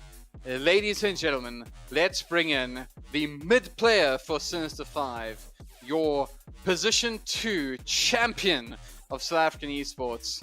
Ladies and gentlemen, I take a bow. Castaway, welcome to the broadcast. Thanks for having me, and thanks for casting and running the tournament. Everyone behind the scenes. Yeah. No, we're not doing thank yous yet. Bring it in here. Bring it in. How's it feel, Castaway? How's it feel winning this again? Yeah, it feels great. We got to defend our title. I mean, I'm playing a new role every tournament, so another. So where are you going next? I don't know. Maybe I'll take Mark's spot in Pos 4. Who knows? We'll have to see. But yeah, I'm glad that we could play the Dota we did, and we're finally playing that sort of clean Dota that we wanted to. You guys were crisp. You guys were so crisp. Like, the execution and the nice thing like with your draft and how you guys executed it is like we could kind of see like all these little cogs coming together. You and Grove like doing these combos, this Bat Rider Earth Spirit, like he was sitting that mid lane just out of like ward vision, waiting for you to come back to the lane, rolling in, and you immediately there. You guys are playing extremely well off each other. Just tell us about like the team synergy, because there was cogs in this draft that had to work, but you guys executed so well. Yeah, thank you for the kind words, firstly. And yeah, I mean, I would say touching on the synergy, coming into the tournament and during the tournament, we noticed a lot of teams, Energy, XD, even WRG, scrimming. And we were like, okay, instead of scrimming ourselves, what we're going to do is we're just going to turn every game we play into a pub. Because we play pubs, you know, we play ranked. So we just turn every single game into a ranked game. And that's why the synergy looks so good. You guys played so well off each other. Like it was hard to usually in like a final you can say this was a standout player and this was a standout performance, but from a team perspective, you guys just everything was on point, from the silences to the stuns to people force-staffing each other, catching up. It was amazing to watch. Hellbird. Thank you. Okay, so I mean, you've done the niceness, you've thanked people, etc. But I really do think it's important that we give you an opportunity to say whatever's in your mind, like something that's been eating away at you, something that you just wanted to share with us. What is that thing, Travis? Well, to be honest, I don't really have any. My life's changed quite a bit since last EGL. I guess I can share some of that. So I haven't really been like playing Dota full on like I have been for the past how many years. I started working for my family's law firm full time and studying. So yeah, I've actually haven't been able to devote that much time to Dota. So I'm pretty glad that we could win and have such a great team. And the teammates, we're all just clowns at the end of the day, but when we come together and we play some good Dota, so I'm glad. So I want to actually put you on the spot here. And it's regarding all the spam that you guys have been doing in the EGL chat during the tournament. If you want to do the rest of this interview in Afrikaans, we can, eh? Ons kan. Dit klink lekker. Ja. I won't do that to Hellbird though. Listen, I love Afrikaans. Like, I think it's a beautiful language, but ek kan nie praat die taal. So. Yeah, it doesn't sound right when I speak it either, but it's fine. We just are some Afrikaans boys playing some Dota, enjoying. 5 melee connoisseurs, Ember first picks, that's us. I don't even know what to say to that. I'm waiting for you, Notahero. You got to get your last question before we do the deed. We have to close this off, so make it count. I am actually going to throw it to the throwback that Travis pulled out in game 2. And have you been practicing this Evesports middle? Because I remember back in the day it used to be a nice little have fun hero for Castaway Dota. What made you decide to rip it out today? Yeah, so I was just playing some ranked games recently. Actually, I didn't even think recently. I'm an Earthspirit spammer, as you know. I got a negative win rate on the hero and all. The last time I played him was sometime last month, and I just thought, guys, I want to roll around this game. It looks like fun. And then Mark was like, yeah, I want to play Tusker. I want to hit Deppy in the face, hit him in the air. I was like, okay, cool, sounds good. Just bring me on the Earthspirit, and then there we go. So, I'm gonna entertain the viewers for a moment. We have some questions from the chat.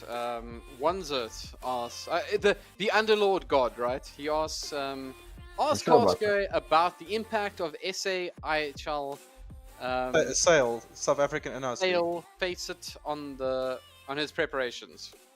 On his preparation? Oh, on my preparation. Yeah, we're talking about you. Well, to be honest, I mean, the games I play in Sale are quite deranged, so I mostly just play support or something. But yeah, it helped me reinvigorate myself towards playing ranked, and then that sort of helped me prepare for the tournament, as I mentioned earlier. We're all just ranked grinders when we have time. So yeah, I think Sale was a big contributing factor towards our entire team, actually. So yeah. And then the other question there that I want to kind of Snare literally threw down a little, ask him how on earth is Schlinks so good. And I've been screaming, I've been on the Schlinks bandwagon for a very long time because I remember playing against him and it was never pleasant. And the man is extremely good. Just tell us a bit more about Schlinks and Dota-wise, what does he contribute to the team? Is he the brain? Is it someone else's job? How would you sum him up? Well, firstly, he always drops us the K-pop bangers. If you ever need a K-pop banger, you can go speak with Nick, and that also helps us immensely, even for the non-K-pop enjoyers. But other than that, I think Nick, yeah, he's just a very chilled, calm, cool guy, which you need on Pods 5. Makes good calls, and yeah, I don't know. He's always been very solid mechanically, and MD doesn't mind laning with him because MD hates everyone. So it's good to find one person MD doesn't hate. So yeah. We realize as long as we don't pick MD troll, we should be good. You get it here, guys. Like, the only reason Slinks is still on the team is because MD can tolerate him. There we go. No. Slinks brings a lot to the table, but the one crucial part is definitely the fact that MD gets along with him. All right. So last question from the chat: what do teams need to do to beat Sinister 5? It's not going to tell us that. It's a question from the chat. I'm just the postman. I have nothing to do with this. Cut off the K-pop bangers. Firstly, yeah, definitely gotta hack the YouTube to stop the bangers. And secondly, stop banning Ember Spirit in the first phase, definitely. And I don't know. I think teams have definitely gotten better in some aspects for sure, like teams like XD and such. But I think they just need to carry on playing ranked and carry on improving. You know, that's I don't really know how to answer these sort of questions, because I think everyone improves at their own rate and their own state. Everyone sees the game differently, and I've seen this with my coaching as well. Well, actually, this is a great plug-in opportunity, guys. If you need coaching, just hit me up on my socials, and yeah, I can help you. I can help you get there. All right, I can attest. I did one casting session with Castaway. I became a good caster. Stopped doing it. It got bad. Ladies and gentlemen, Castaway, you may just want to turn down your sound for just a moment, but ladies and gentlemen, boys and girls, that is it. EGL 1 Season 2 completed, 2021 completed. Congratulations to Sinister 5, the champions of South African Dota. It's been a beautiful year, and I am so proud to tell you that we will most definitely see you next year. But for now, take care of yourselves, take care of each other. Look after yourselves during this trying time, and make sure you are back in time for EGL 1 Season 3, because I tell you what, it will be there and we will crown a new champion. But for a little while, for a festive season and for 2021, enjoy it, because that privilege belongs to Sinister 5 and production. Now you can close things off. Bye-bye.